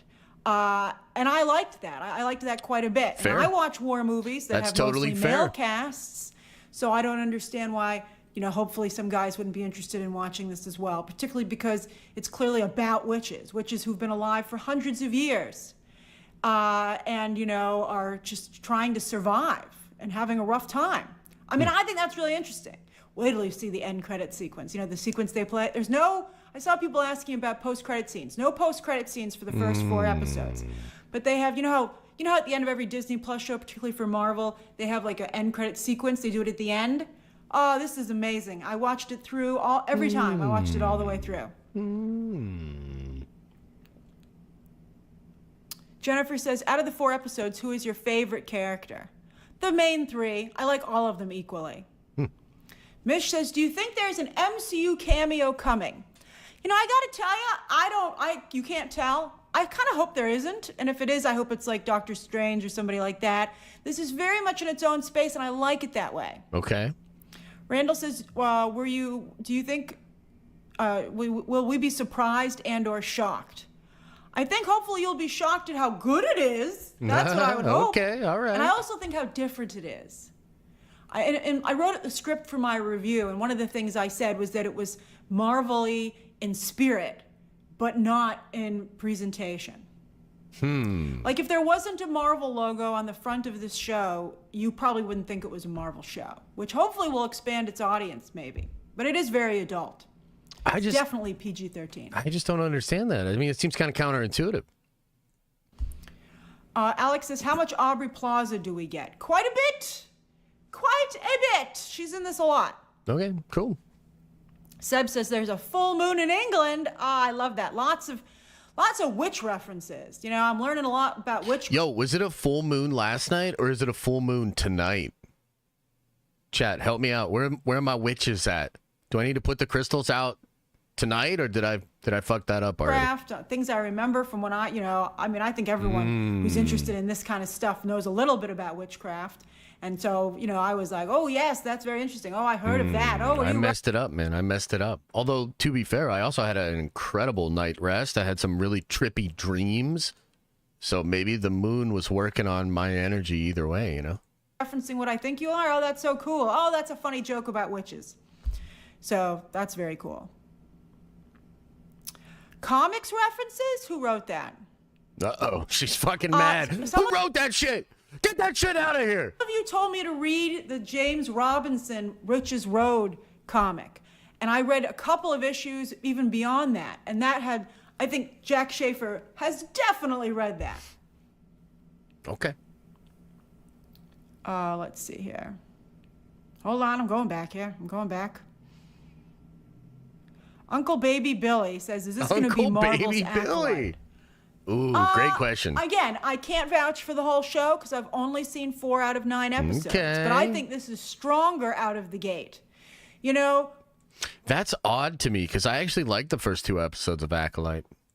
I'm not a huge Star Wars fan. I like Star Wars. I appreciate it. I think I've become a bigger Star Wars fan and had a deeper Uncle Baby Billy is Josh's burner. Hey, don't blow up my spot. developed a deeper appreciation for it, having watched The Bad Batch and Star Wars Rebels, to be honest with you. Oh, hell yeah. See? But I don't like... See, she likes that Filoni shit. See?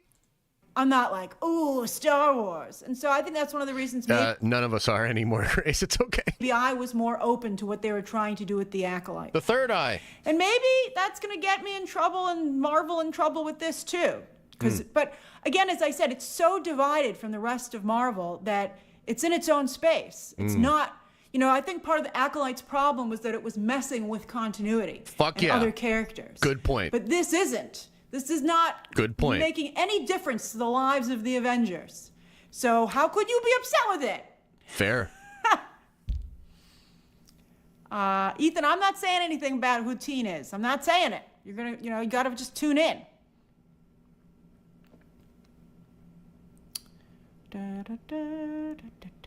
Fascinating reading the chat, analyzing Eddie, a female screener here versus a guy. Feels like Reddit. Smack my head. Yeah, no, I think that's probably fair. I mean, look, I think my community and a lot of the people in this community come to these streams to be wild and crazy and have fun. So I don't think they're necessarily on their best behavior.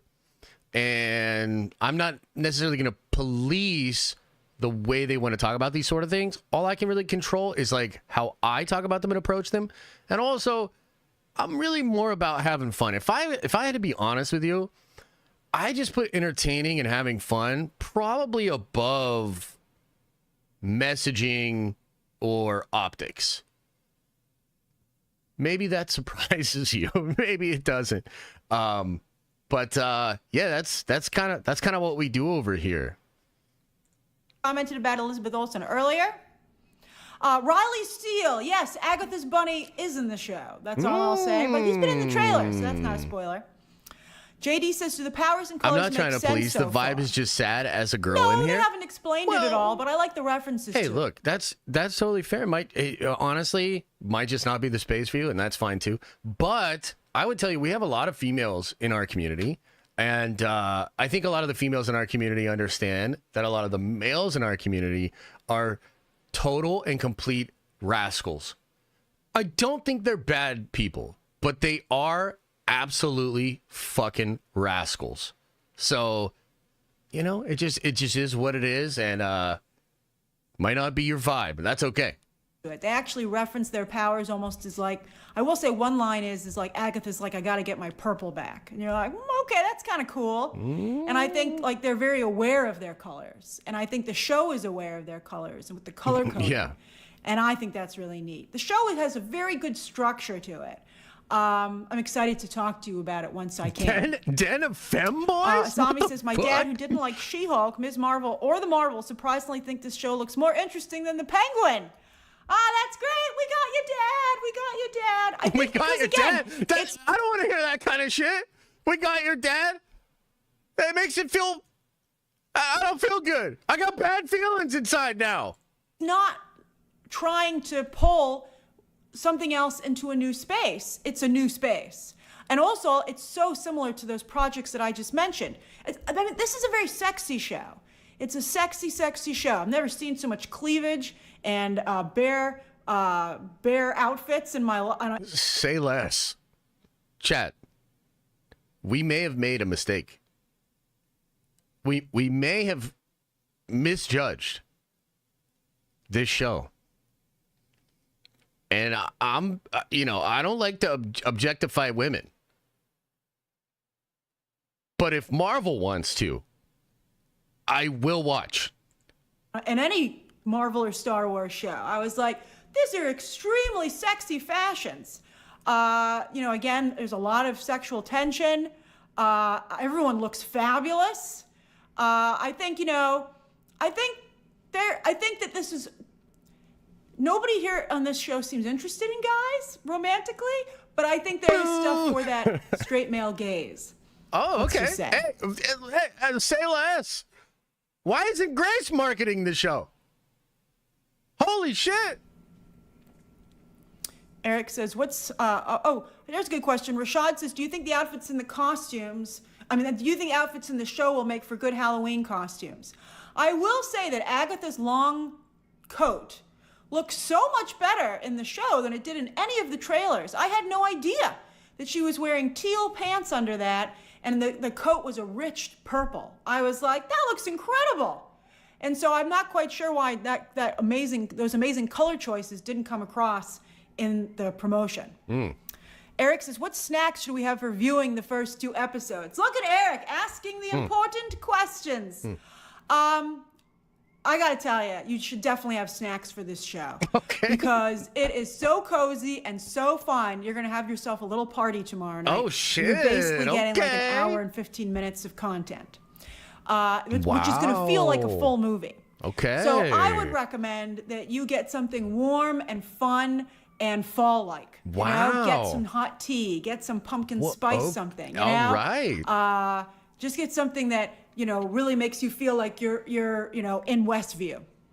Yo, that's a really fun answer, and let me say though, in real talk, this is actually like kind of awesome because that's such a like feminine energy thing to do, and like we used to do Game of Thrones watch parties back in the day, and it would be a group of us from work, right?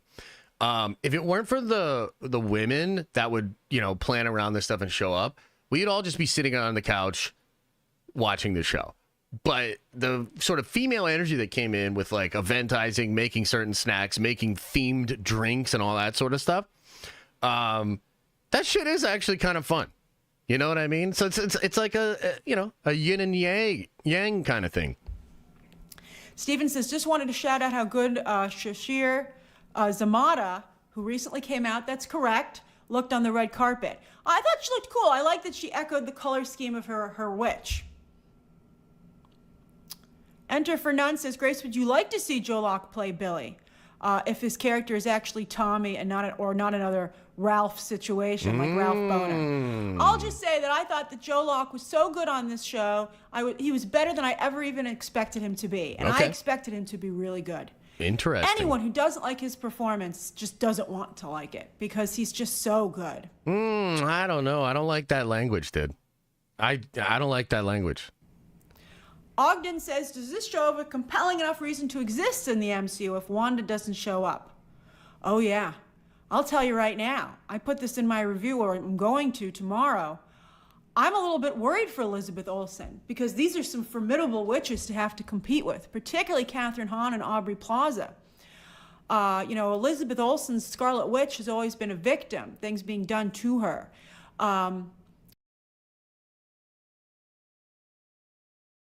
What? She has a softness. These other 2 witches have a lot of edge. They're full-on Disney villains. Brother, this is the whole fucking multiverse of madness problem. This is like when we were watching that Screen Crush video, and Colton and the lady who I forgot her name. Like this is the whole fucking discussion. Is like, I can't wrap my head around people thinking this. Like, is Wanda a victim in some ways? Obviously.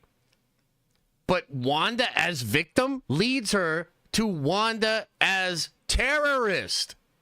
Wanda as cruel tyrant. That's the whole point. She's just perpetuating the cycle. And that's very fun to watch. And so I was like, how would Elizabeth Olsen be next to these 2 women? Like, I wasn't sure. JM says, are the WandaVision supporting characters given anything to do? Oh, it's hilarious. I'm not going to say anything. That's all. I'll just tell you it's hilarious. Okay. I'm reading, Chad. Griffin says, would you say the mainstream audience will be satisfied at the end of each episode week to week? I would think so. I mean, if you want a really fun Halloween show, I think this is it. Okay. Oh, Donna says True Blood levels. True Blood is an interesting comparison.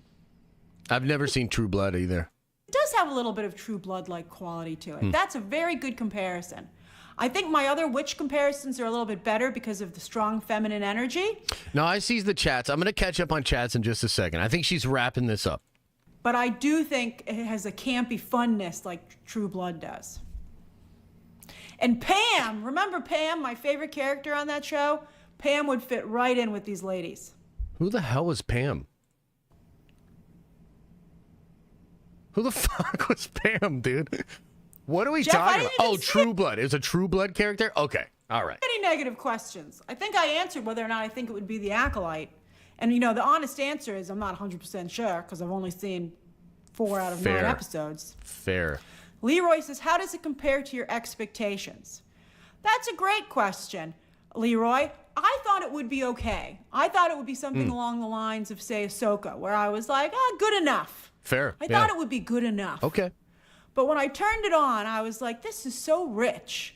And it's such a great Halloween witch story. And it's Okay. such a celebration of witches and the history of witches. It was just such a fun show. So if you're really into witches and shit, it seems like it's going to do that for you, for sure. And you know what? Some of you wanted me to talk about the LGBT aspects of, you know, Inside Out 2 and Lightyear and that commentary from Pixar. And I thought it was interesting that that story broke the same week that Agatha All Along is coming out. Yeah, I think that's interesting too.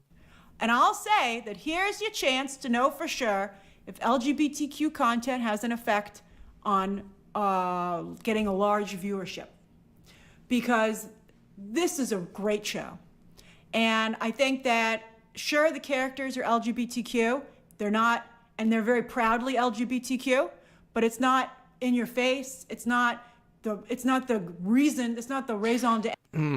I get what she's trying to say here. I just don't know that I agree, right? So she's basically saying this is a great example for studios to sit back and say, does the LGBT inclusion actually just completely hurt a show?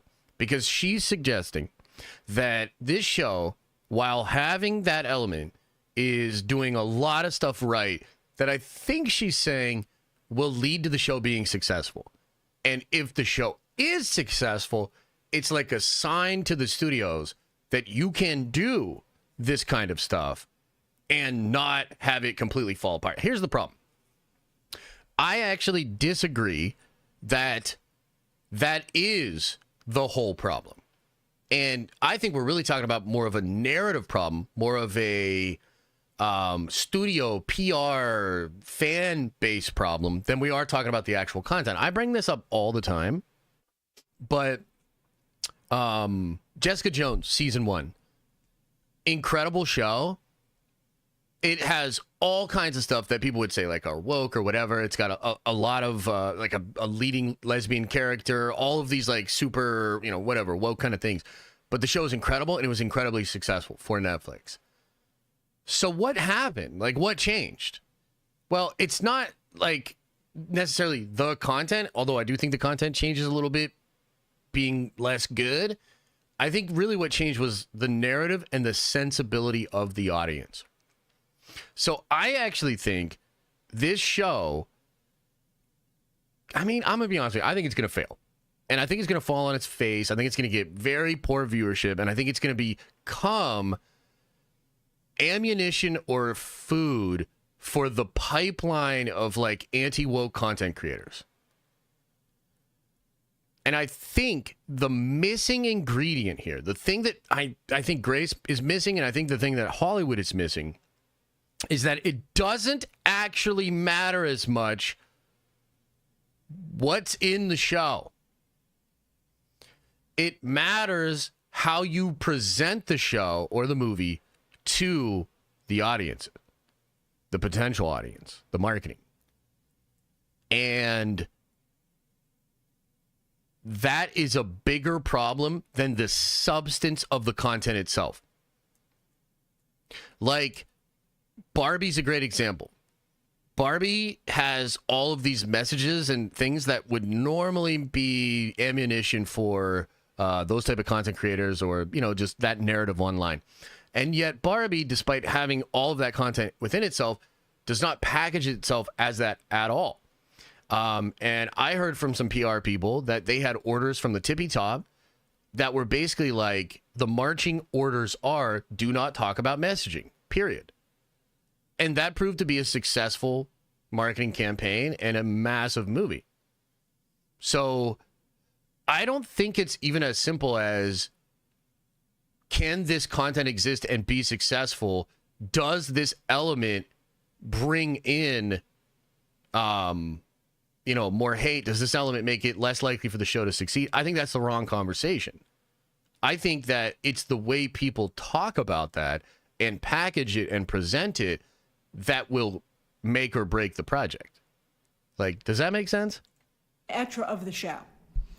And so this really does ask the question, okay, can mainstream straight audiences sit down week to week and watch a show that happens to feature gay leads, that delivers everything else that you would want out of this kind of show?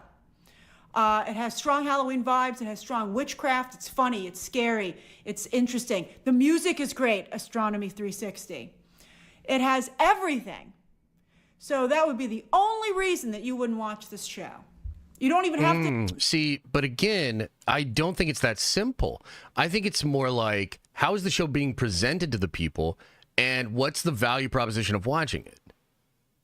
You know what I'm saying? Like, I don't think it's that simple. Like, she's basically saying, if you show up to the show and it's a Marvel show and you don't like it, it's because of the gay stuff or something. Or like, if you're straight, you can't accept the show because of the gay content. And I just don't think it's that simple. They've seen WandaVision. You don't have to be familiar with the MCU. So we'll see. We'll see how it does. Okay, we'll leave on that. We will leave on that. Let me catch up on some chats, and also I want to talk about Penguin versus Agatha, because I've got a take so hot you can't even touch it. Pause.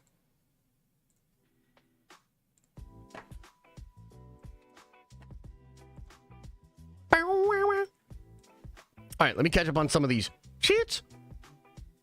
Catch up on some cheats. Which will be better, Agatha or Skeleton Crew? Oh, man. Whew. Skeleton Crew. That's another one that's like, oh, boy. Will Agatha impact Wicked ticket sales? Is Wicked still, like, being played? I thought they retired that one. Rossi says, even with your bad lighting, you light up days. You light up my days 4 to 5 times a week. Kissy face, socks, Nerd Adventures for life. Oh, thanks. No, appreciate you, bud. Everyday non-expert says, I wonder how much like the new Sabrina it is. My wife and I liked that show, even though it did get off the rails for a while. Unite, take my money. I never watched that show. Wasn't it on Netflix or something like that? Yeah, I don't know. I don't know what to tell you. I don't think anybody in her chat brought it up. Rossi says, I'm a bad person, 100%. Secrets, roses, socks. God damn it. You're making me look bad. Dar Boyd says, with a $10 holla, appreciate the support, brother, says, why is sex the overwhelming focus of the discussions and promotions around this show? Am I the only one that thinks this is bizarre and inappropriate for kids/family entertainment? Yeah, no, I think the truth is that, I mean, look, I could say my thoughts on this at its base level. This is why people in Hollywood live in a bubble. That's basically it. And I could tell you as comparison, right? So let's talk about another show that has a lot of sexuality and a lot of desire. X-Men 97. Okay? But do you remember, as we got closer to X-Men 97, do you remember everybody saying that it was like the sexiest Marvel show ever, or like the gayest Marvel show ever, or shit like that? Do you remember those conversations? And also, Brother Blair, thanks for subscribing over on Twitch. Yeah, none of those conversations happened. They happened after the show came out. So after the show came out, maybe some of those things began to be asked about. People were talking about them. And they had great answers for it. You know, I think the answer was, you know, desire is on every page of every X-Men comic that there ever was. Especially because a lot of what X-Men is about ties into puberty. Okay? Puberty is a time in our lives where we go through these crazy changes. We feel really different and we feel ostracized because of changes happening to our bodies. It's an experience that, you know, most people go through, and it's really weird, and you become estranged to regular society in some ways. Dude, X-Men is directly related to the otherizing that happens to young people when they go through puberty. With that also comes desire. And if you've ever noticed, a lot of X-Men comics has to do with like ideal bodies and like desire, and like these people in, you know, skin tight suits, and they're all super fucking hot and all that sort of stuff, right? So there's a way to like do it without being weird and sus as fuck, and like coming out and saying it's, you know, the gayest show ever, or it's all about sex. So I think the truth is, it's just a lack of how to say these things in a way that most normal people would be receptive of. Like that, I really feel like it comes down to that, where if you live in a, and this is just true of all bubbles, but if you live in this Hollywood bubble, and frankly, you know, flagrant sexuality is maybe a little bit more acceptable.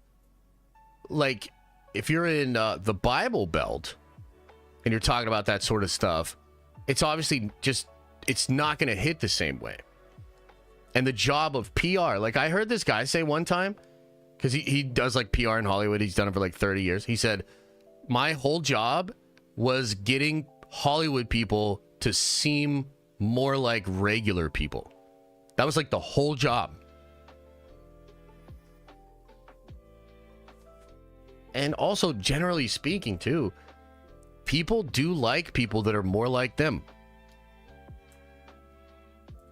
Like, have you ever heard of mirroring?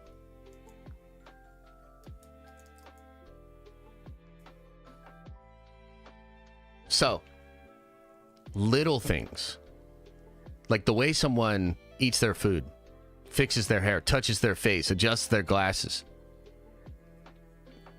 They have found, and this is like in CIA documents and shit like that, they've found that if you're in front of somebody and you mirror them, touch your glasses the same way, adjust your shirt the same way, literally mimic them, it sends a subconscious signal to the other person, and they become more comfortable with you. People like people that are like them.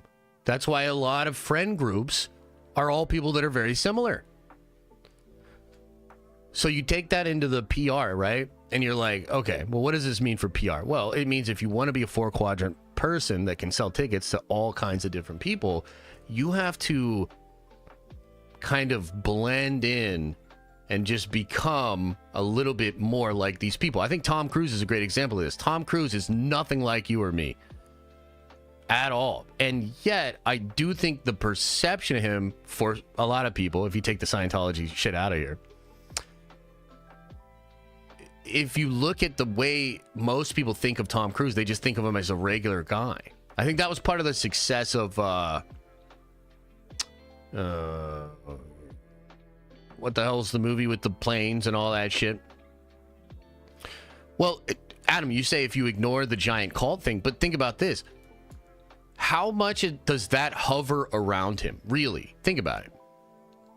most people, like I'm talking like your average, I'm not talking about Hollywood people. I'm probably not even talking about a lot of people that watch this show, but like middle America, or like if I go to my dad, right? Or if you go to your uncle and you ask him what do you think about Tom Cruise, they'll say, yeah, he makes cool movies, does his own stunts, you know, he's in good shape, good actor. I like his movies. That's it. Most people, like my dad, is not going to be like, well, he actually has a crazy relationship with David Sienkiewicz, the founder, the current leader of Scientology. And I remember that Super Bowl commercial from 2008 where Scientology, like, dude, no, that's not how people, like, that's not how normal folks think, process, or speak. It's a very, like, baseline primitive thing. What do you think about this person? Instant reaction. That's branding. You know? Anyways, it's a good question. See, Daddy says, fall go-to themed drink, crock pot, apple cider, sliced apples, oranges, cinnamon sticks, and your choice of bourbon. That sounds fucking slamming, dude. I'm gonna write that down.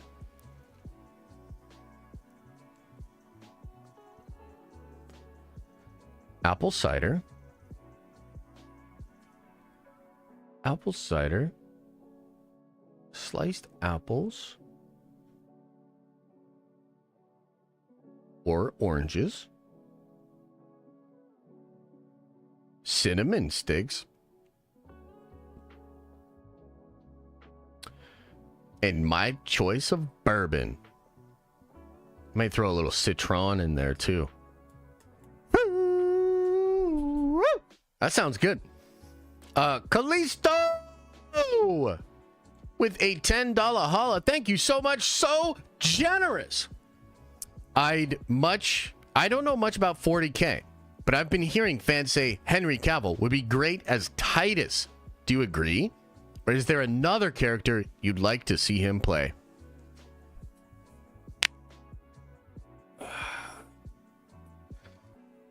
Oh, gotta stretch.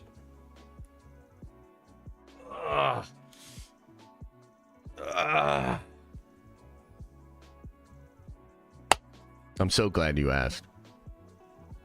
P.O. Box acquired? Oh, shit. P.O. Box acquired. See? You guys doubted me. Okay. Let me answer this Warhammer question, then I gotta go pee, and then I'll come back and we'll finish the stream, okay? No, he shouldn't be Titus. Although they are doing some interesting stuff with Titus, and he's certainly more powerful than like a normal Space Marine. And so there's something weird going on there for sure. But no, he shouldn't be Titus. So Cavill was asked about this one time because there's actually a character named Gregor Eisenhorn. Okay, buckle up your buttholes, chat. We're getting deep on some Warhammer here. Eisenhorn literally looks like Henry Cavill. It's kind of uncanny. In fact, they might have said, hey, let's make this guy look like Henry Cavill, okay? And Eisenhorn's great.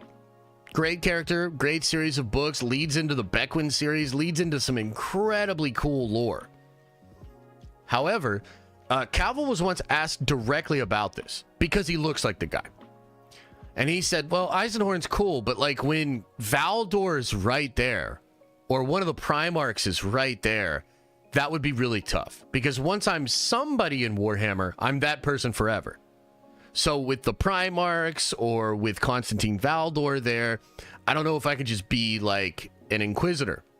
I think he's used the term a meagly Inquisitor. Okay? So basically, I think Cavill's kind of already hinted who he wants to be, and that would be the character of Constantine Valdor. And Constantine Valdor is fucking awesome. He was the very first custodian. He's something like 14,000 years old in the current lore. He leaves the Emperor after the Emperor is interred. I know you guys love that word.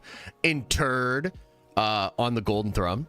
Look at that. We got a P.O. Box address right here. Ranch Free Mail to the Den of Nerds, 1903 West 8th Street. PMB number 205, Erie, PA 16505. Oh my God, there it is, chat. I'm going to pin that. Notice the ranch-free portion. See, Constantine Valdor's the guy. I think he's going to play Valdor. Yeah. All right, guys. I got to go pee, and then I'll be back. And then we'll continue to talk on stream. We've got some other chats to go over. I've got some more shit to talk, and... You know, can you do me one favor? As I go to the bathroom, chat, you know, I'm a little embarrassed that, you know, that one lady earlier in the stream, you know, she didn't feel comfortable here. I know you guys are a bunch of hooligans, but can you just say something nice in the chat that would be welcoming to female viewers of the stream? Throw that into the chat, and we'll go over it after I come back. I'm sure you guys are going to be fun. I'm sure you're going to do a great job.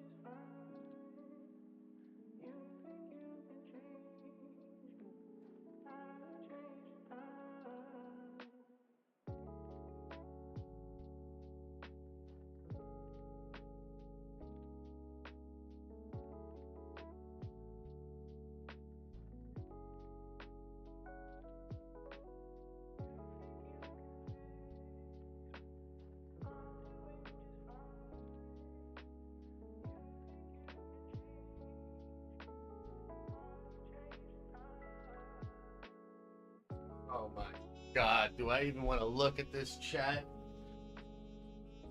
Oh God. Oh God. Oh God. Okay, let's see what you guys said. I'll pick out the good ones. We love our female nerd Avengers. Nice. I have 2 daughters and nothing but respect for the ladies. Nice. Love you females. Good job. Nobody hates cake. Borderline. Dennet cake for sure. Right on the line. Yes, even though I pretty much agree with the guys here, say something nice anyway. There you go. All chicks are welcome. Not bad.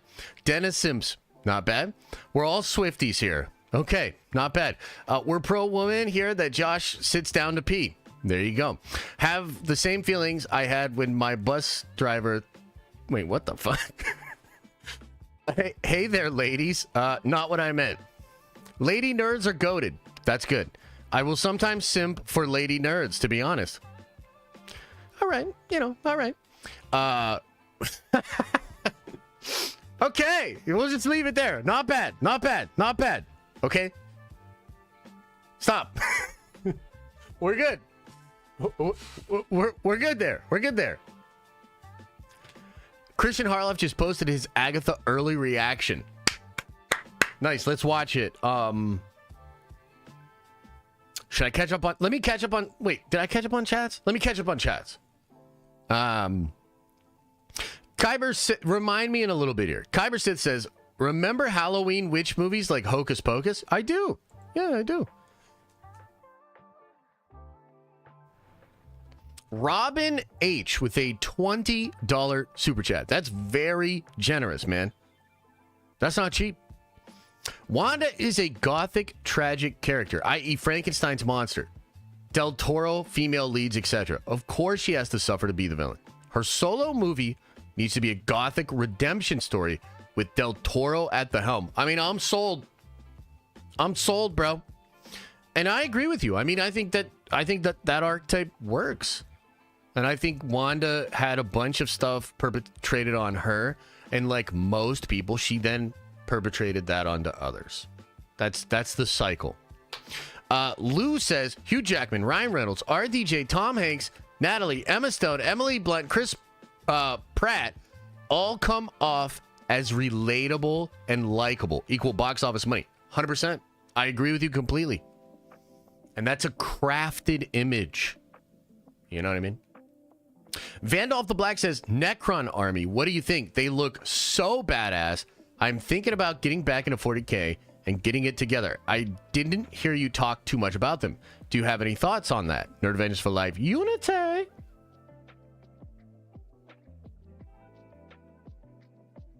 already cracked my nails. But, fingers. Necrons are sick, dude. In fact, I was very close to making Necrons my army. I think they're fantastic. So the Necrons, guys, can I TLDR the lore? Can I TLDR? We'll do it quick. You know, we'll do it real quick, eh? Wait, what the hell is this? Deadline article? Spider-Man No Way Home? John Watts just did a first look deal at Disney? Okay. Okay, good for him. All right, let me TLDR this. I'll TLDR the Necrons for you, okay? Uh-oh. Star Wars Meg an hour ago retweeted me, quote tweeted me, and she's right. Okay.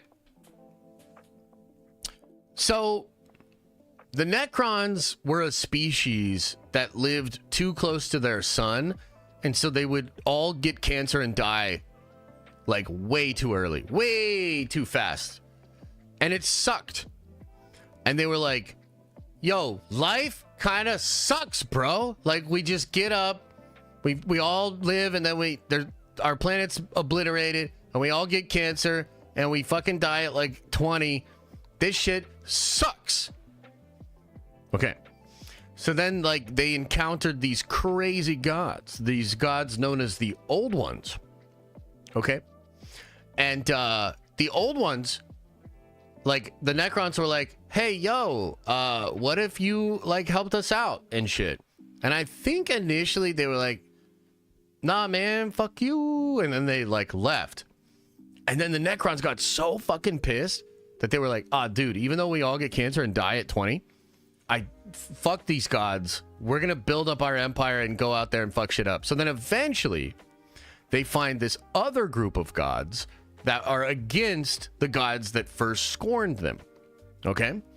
And these gods say, hey, man, if you guys want to become immortal so you won't die of the cancer anymore, we will help you, and then, like, just give us your souls. Like, don't worry about that part, but just give us your souls, bro. We want your soul. You give us your soul, and then we'll give you an immortal body. So then all the Necrons go through this process where they become living metal. Their bodies are replaced with living metal bodies, but all of their souls get taken. It's a really fucking raw deal for them. They're immortal, but a lot of them are like zombos. They don't really think, and it wrecked their whole species. So eventually the Necrons then turn on the gods that did that to them. They, like, obliterate them. They spread throughout the galaxy. But then they kind of realize, like, shit's whack. Let's take a 60 million year nap and let things cool down. So basically, they're, like, looking at the election, and they're like, man, I don't think it's going to be a good couple of months here. Let's just take a nap, and we'll wake up in the middle of 2025, and everything will be chill. Okay? So then 60 million years into the future, when humanity is, like, spread and, like, doing their thing, the Necrons begin waking up from their nap, and they, like, come out, and they come up to the surface, and they're like, yo, who are these motherfuckers? Like, we were just taking a nap, dude. This isn't your planet. And then they fight. So, yeah, the Necrons are a badass, dude. And there was one guy within the Necrons known as the Silent King. This guy, when everybody else was taking the 60 million year nap, the Silent King said, I'm going to stay awake, and I'm going to go around and learn as much as I possibly can about the galaxy and about the universe. So this dude knows some shit. So, yeah, the Necrons are sick, dude. Very cool. And right now, they're pretty good in the tabletop game, too. So, yeah. I'd say do it up, man. Do it up. Okay. Let's watch Christian's video.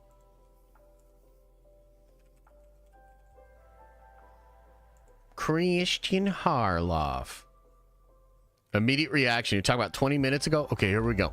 All right, here's my immediate reaction to watching Agatha All Along episode 1 and 2 of the new Marvel Disney series. Just immediate reaction. I wound up doing 2 watch-alongs for reactions of the full episodes with my wife. I'm going to put those up as soon as they are ready, hopefully by... Christian, did she force you to watch it as well? I mean, that's cool. You know, I mean, we love our wives. I'm just wondering. Tomorrow morning. We'll see. Fingers crossed. So this is one of those shows where I haven't necessarily been pumped about this show, but I was pumped the fact that Kathryn Hahn was in it. I'm a big fan of hers. Yeah. She's not only a great comedic actress, she's got great dramatic chops. She just has an overall wonderful presence about her. Yeah. And Aubrey Plaza is another one, so I was curious about it. And when I went into the show, and I also told my wife nothing about this show, I was impressed in the way that they shot it. I'm impressed. It knows exactly what it wants to be. It's Okay, not overly I like that. goofy. Okay. I still don't understand how it's going to tie into the overall Marvel MCU universe. I don't necessarily think that it needs to. It's a Halloween special. Sure. Do I think that this is something that I would go out of my way and find if I wasn't covering it or curious where it was going? Probably not, but I will say it won my wife over like that. Oh, and watching it okay. with her was fun. We got some laughs out of it. Kathryn Hahn, Aubrey Plaza deliver as expected. The cast overall is very well put together. Cool. And it had me interesting. It starts off a little slow with the first one because they're kind of revisiting some of the themes and things that they did in WandaVision. Okay. That's the other thing I will say. I don't think that you need to have watched WandaVision. There's references to it, but I don't think you have to. I can tell you don't have to. My wife didn't watch WandaVision, wasn't lost, asked a couple questions. Okay. But for the most part, dug it. She's really liking the show. I think that the show is well done, and I'm curious to see where it goes moving forward. But Okay. as I suspected, Kathryn Hahn is why you come to watch. I've only seen 2 episodes, so Aubrey Plaza is in briefly the first episode, maybe a little of the second, but is wonderful in the episode she's in so far. The cast is working good. Can they sustain moving forward? Yeah, it's a big I don't know. question. We'll see. Yeah. But the first 2 my first reaction for the first 2 episodes are I'm engaged thus far. So there you go. That's my initial thoughts of the show. Okay. What say you? Are you excited for Agatha? Do you not care? Join this channel. Subscribe. So, I don't know. I mean, I'm kind of saying that he liked it maybe a little bit more than he thought he would. What do you think? Yeah.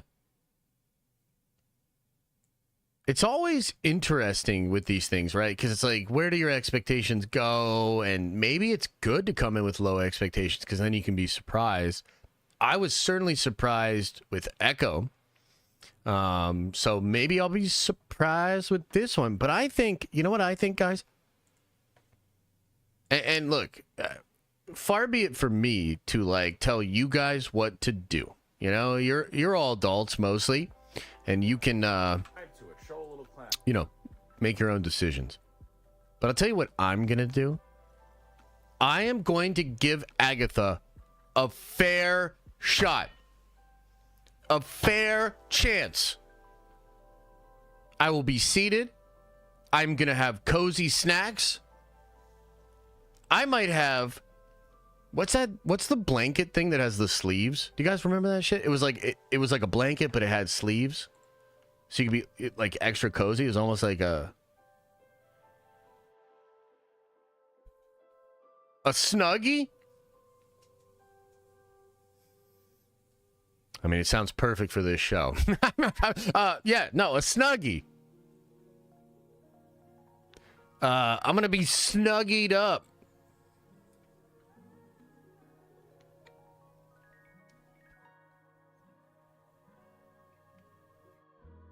It's about time.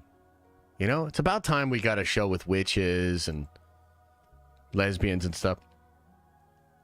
John Cross says, today is a great day to watch Kathryn Hahn talk about witchy stuff on the official Marvel podcast. Happy Wednesday, everybody. God damn it, bro. They still doing that?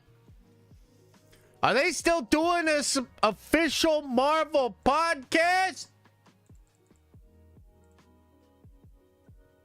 What the hell are they doing with the official Marvel podcast.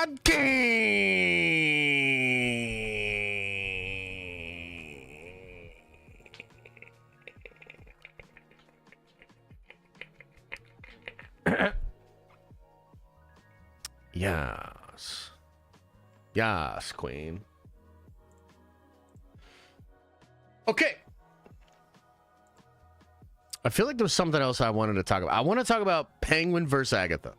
Can we talk about Penguin? What faction are you aligned with? So I have a Dark Angels army and a Custodes army. And that cider bourbon drink with the cinnamon. I mean, it sounds lit. It does sound pretty lit. What the hell? Can we talk about the P.O. box? Sure, it's up. I told you guys it was up. It's a pinned comment in the chat. Hello? What faction am I aligned with? What do you mean by that? What does that mean? Penguin versus Agatha. Okay, thank you. Yeah, let's talk about this.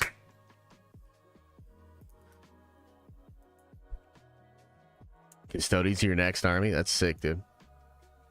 Okay. I'm going to make a prediction. Guys, I'm going to make a prediction here, okay? And you let me know. Do you think I'm going to be right? Or do you think I'm going to be wrong? My prediction is that the Penguin will be considered a better show than Agatha, but Agatha will get more views and still ultimately be more successful than the Penguin show.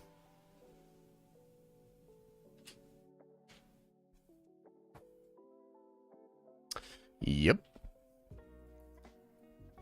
So why do I think this? Couple of reasons why. I mean, number one, it's just a numbers game. Okay? I don't know how many people are subscribed to Max, but I know a lot more people are subscribed to Disney Plus. Do you remember that stat that was like Echo made up 11% of all of the watch time for Disney Plus in that first quarter? Disney just has a much bigger water hose. They just have a much bigger, more established media reach. So I think even if Agatha, and I'm kind of assuming that Agatha will be watchable, will be better than maybe a lot of us think. You get maybe some hate watchers in there, some people like that. I think that's going to happen. I think the problem with the Penguin is if there's a brand that has done more damage to its fan base than Marvel or Star Wars, it's DC. What were the numbers for Peacemaker? Horrible. The Peacemaker was literally watched less than Miss Marvel. And Miss Marvel, I believe, to this day is the lowest viewed Marvel show. So, even though this Penguin's... Like, I'm going to tell you right now, I'm watching the fucking Penguin, and it's crazy because the narrative's so different. Like, Penguin was a show... And I think this is a really good comparison here. Because Penguin was a show that everybody said the same thing they said with Agatha. Who is this for? Do we need this? Why do this? Right? Same thing. Penguin. Bro, what? A Penguin show? We're doing a fucking Penguin show? Like, what? Who asked for this? Same thing with Agatha. Okay? And I think the Penguin has done a great job of creating a different narrative from the question of who asked for this to, wow, surprisingly, this might be pretty great. From the trailer to the reviews coming out a month early, and it's getting glowing reviews, dude. Glowing reviews. And yet I anticipate Agatha doing better. Literally doing better. But here's what's crazy and ironic about this. This is actually because Marvel and Disney, but really Marvel, has done a great job of building its brand strength, and becoming super mass appeal. Super mass appeal. So the Penguin is going to be a victim of Warner Brothers and DC and all the decisions that have been made over the past couple of years, all the way back to even like Snyder Cut stuff. Agatha is actually going to benefit from a lot of the success that Marvel has had, even in the last couple of years. Even though it's been shaky, it just is better to more people than a lot of what DC has done. Really interesting, you know? So I anticipate Agatha doing better than the Penguin. And I also, like I've said this before, but I kind of think even if Agatha misses, it doesn't really affect the DC or the Marvel brand that much. I don't know what the Penguin does for DC, and that's part of the problem. Like, when are we getting the next Batman movie? Who's the Batman in Guns thing? What the hell's going on over there? Why is there more Peacemaker? You got the animated Command and Creature Commando. What is happening over here?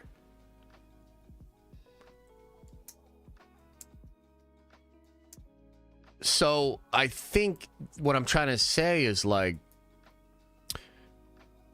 you look at the problems that Marvel has. In some ways, these are good problems. You know, like, I kind of have this philosophy in business and really in life that you're always going to have problems. You actually want to upgrade your problems. Right? Like, having to negotiate or like from, let's think of these problems, okay?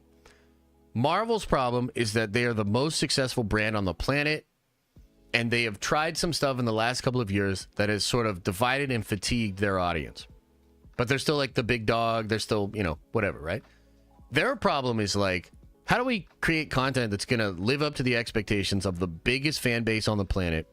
And how do we make content that also offers up new things without diluting the value proposition of the biggest brand on the planet? That's an incredible problem to have. DC's problem is like, how do we get people to give a shit?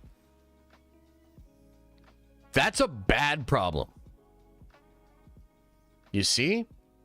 So, even though me as a fan and maybe some people in this community are more excited for the Penguin than Agatha, and even though we might like the Penguin more, if what I think will happen happens, it indicates that, like, brand is more important than anything. And that even for all its faults and the fall off and all the issues that Marvel has, they're still just in a totally different universe than a lot of these other brands. That's kind of wild to think about. Dude, Calvin, interesting you bring that up. I was going to bring that up earlier. Gunn was at the Penguin premiere. Feige wasn't at the Agatha premiere. That is kind of interesting. Yeah. So I don't know. I'm curious as you know, how you guys think of that. But that's the point I wanted to make about Penguin and Agatha. You know what I'm saying? You know what I'm saying? Okay. Anything else, guys? Anything else on your mind? Anything else we should be paying attention to? Wait, what the hell? What the hell?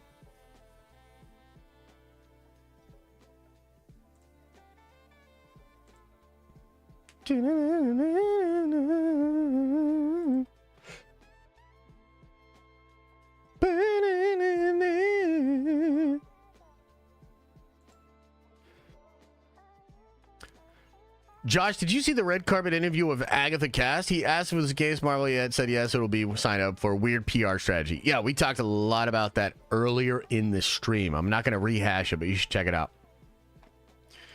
you know, I gave like fabulous take as I always do.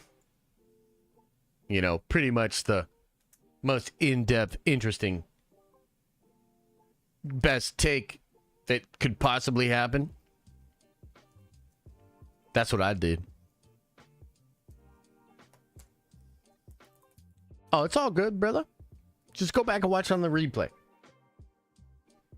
We talked a lot about it. Where's Feige? Is he safe? Is he all right? Josh, do you have a preferred brand of ranch? No, ranch, terrible brand. It doesn't matter what company makes it. Ranch is horrible, disgusting, and nasty. Feige absence not be a big deal. There was big Disney employees. Wait, what? You deleted it? I was in the middle of reading it. Holy shit. Josh, that female gays are pivotal for Marvel. Yeah, 100%. Oh, what about blue cheese? Although, I will say this. A really nice wedge salad with like made from scratch blue cheese dressing. Whoo! That's some good shit. But like, am I normally going to go for blue cheese? Absolutely not. Josh, did they cancel Wonder Man? No. No, I don't think so. I don't think so, bruh.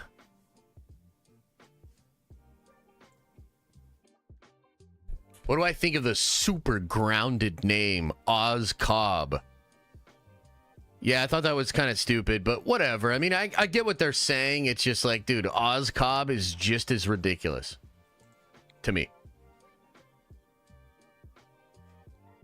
I don't know. Maybe it's just me, chat. Maybe I'm crazy. Am I crazy? Am I crazy?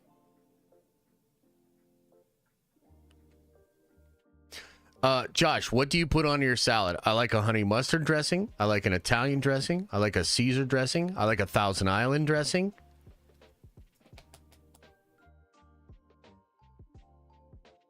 Do you mix ketchup and mustard together? I'm not a big mustard fan.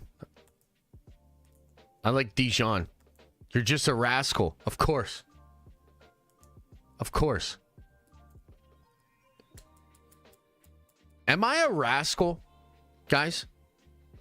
Do I have rascallian qualities? Do you just eat wings without dipping sauce? Oh, yeah. I mean, the sauce on it, for sure. I love the sauce. I just don't like the blue cheese at a ranch. We're all rascals in one way or another. Yeah, no, I not to go full on Zen lecture, but yeah, we're all rascals, dude. We are. We are rascals. I actually used to mix up ketchup and ranch together. Disgusting! Josh, do you accept us with the way we are? Yes. Yes, I do. But ladies are scared of us now. No, not all ladies. No. I'm not typing it again. Okay, fine. Hot sauce and ranch, though? Ah! Oh, wait. Adam did say it? Okay. Feige's absence may not be a big deal. There was a massive employee event that night. Iger was there. I reached out to someone to confirm if Feige was there. Poor planning to do both on the same night. Oh, you wrote it 3 times, did you? What you really mean is you copy and pasted it twice. And I did read it. Ketchup and mayo, though?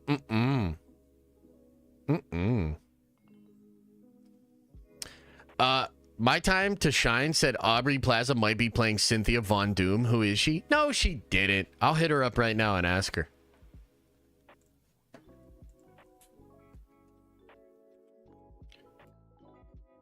Wait, who's playing what?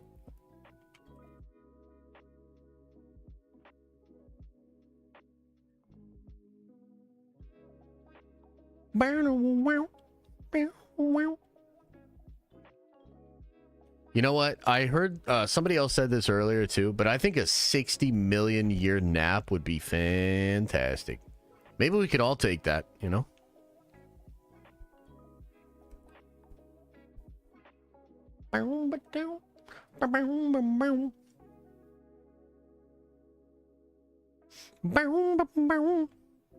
It was coy? Yeah. See? Come on, man. Come on, man. Come on, man. Evil Diner 666. Thank you for subscribing to Twitch. 9-month streak. Appreciate you.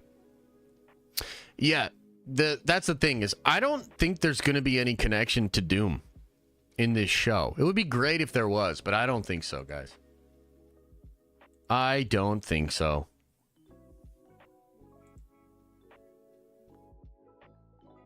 But maybe. How's chat doing? They're fine. That was me. Nap time. Oh, hell yeah. Is there any MCU connection? I think the show will set up Finding Wanda or The Witch's Road or something like that, and that'll lead into other things. But other than that, no. I don't think so. I don't think so. Yeah.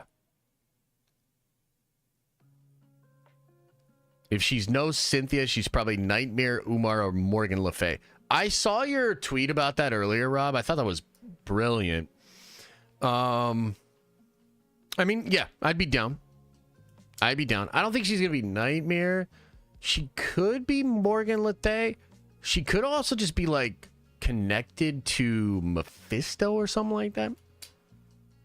Call Rob. I would totally call Rob, but I'm going to be getting out of here soon. I'm hungry, dude. I'm starving, actually. So I need to eat some food.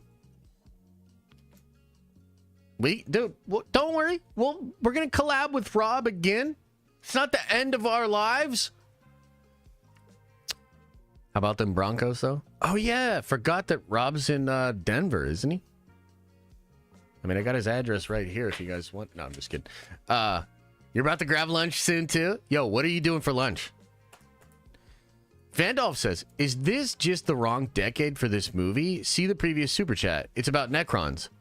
There's much to be discussed. Oh, did I miss something you said, brother? Let's see here. If J. Scott Campbell was doing Agatha's witches back in the 90s, he would be stoked. Be 5-star titties. Sorry, females. Yeah, I mean, I think that's true. Oh, I already answered your question about the Necrons, dude. I went into a whole thing about the Necrons.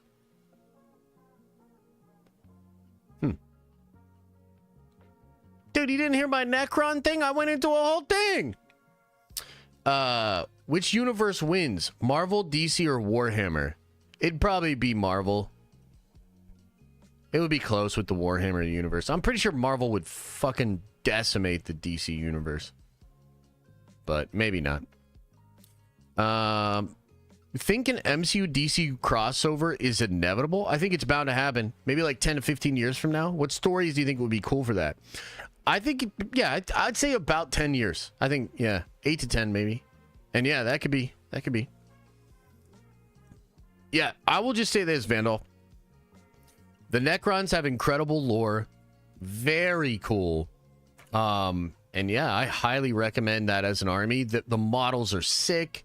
They play really cool. So there's like a lot of interaction with the army. The lore is awesome. The models are great. So yeah, I would say, hell yeah, dude. Necrons are great. Oh, you getting some pizza, Rob? Dude, I have some incredible handmade pizza Napoleon. Oh, in the fridge. I can't wait to chomp into that shit. Nom, nom, nom, nom, nom, nom, nom, nom. Josh, I hope you got a big P.O. box because we're going to send some ranch in it. I already told them to ignore all ranch. So they're going to just light it on fire. If you send ranch, they have like a ranch sniffing dog. And the dog will smell the ranch and then they will burn it. So there you go. Ranch is fireproof? Ooh. Well, That complicates the situation. That complicates the situation. Hey, by the way, chat. Hey, by the way, ladies and gentlemen, let's make a plan. Tonight, let's go at 7. Instead of 7:30, we're going at 7 tonight. Okay? So we'll do the Nerd Avengers stream tonight. We're deep diving on the Fantastic Four. So come on by for that at 7 if you are a member. I want to go at 7 so that we can get out a little bit earlier before 9 so that Elisa and I can set up, get our snacks ready, and watch that. Tomorrow night, I want to do a watch party. Now, there were 2 things I was thinking about. Number 1, we could watch the old 2005 Fantastic Four movie. We watched the 1994 one.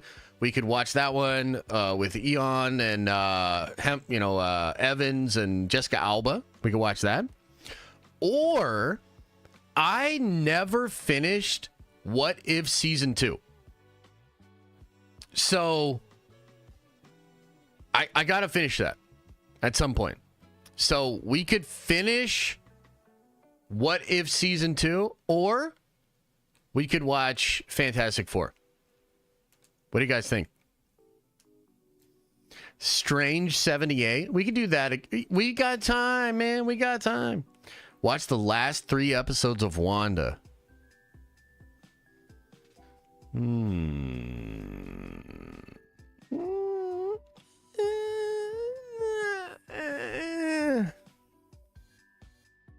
Here, I'm going to put it up to the poll. Let's do a poll. Both? What the hell?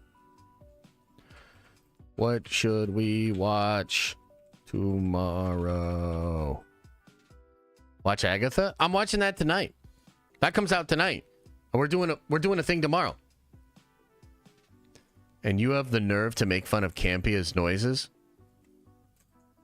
The hell, we got a Campia fanboy over here. 2005 Fantastic Four. What If Season 2? You know, Adam, I knew a guy. Okay, check this out, bro. I knew a guy that was a big fan of Campia's. And he actually sent Campia like a really nice, like, it was either like a framed photo or a piece of art, something like that, right? And Campia never mentions this, never talks about the gift, never thanks the guy, but puts the photo on his set. Can you believe that? No shout out. No thank you. Yeah. John Cross says with a 5 spot, it's Fantastic Four deep dive month. Let's do the first one tomorrow. Silver Surfer next week. That's what I was saying. And then the 2015 one, the final week of September. That's a great idea. That's a great idea. Will you put my ranch dressing in your set? Oh, God. Yes, but I will complain the whole time. Yeah.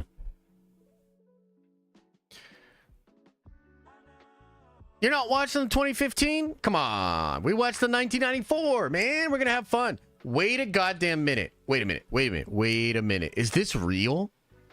Joe Manganiello will be playing Crocodile in the One Piece live action show? Wait a minute. Hold up. Is that real? Somebody send this to my wife. Actually, I'll send it to her. Yo, this is sick.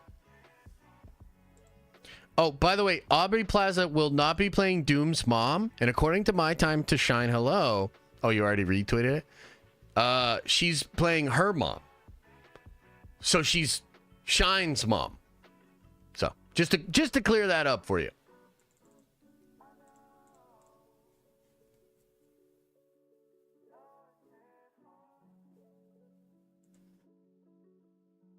There you go. Okay, everybody. Thank you guys for being here. Hey, let's get some W's in chat. W stream. W stream. Okay, I know you had a good time. You know, we got excited about Agatha. You know, we got a little controversial. You know, we scared off some ladies. I mean, when have a group full of nerds ever scared off some ladies? You know what I mean? Appreciate you guys for being here. Thank you so much. I appreciate you guys. Big video coming out later today. Videos throughout the week. Stream tomorrow night. Stream tonight. Unbelievable. Thank you again. As I always say, I hope you are having an awesome and a nerdy day. And I'll see you in the next video.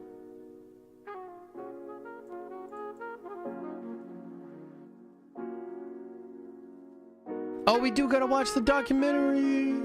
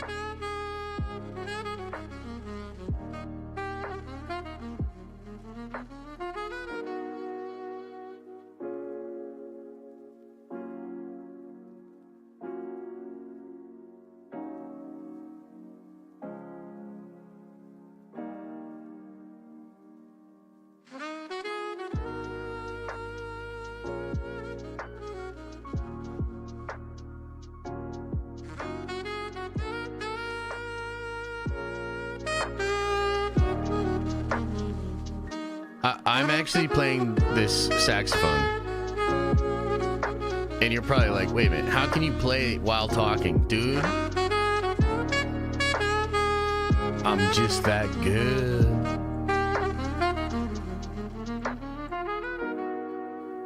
I'm just that good. Is everybody gone? Did everybody leave?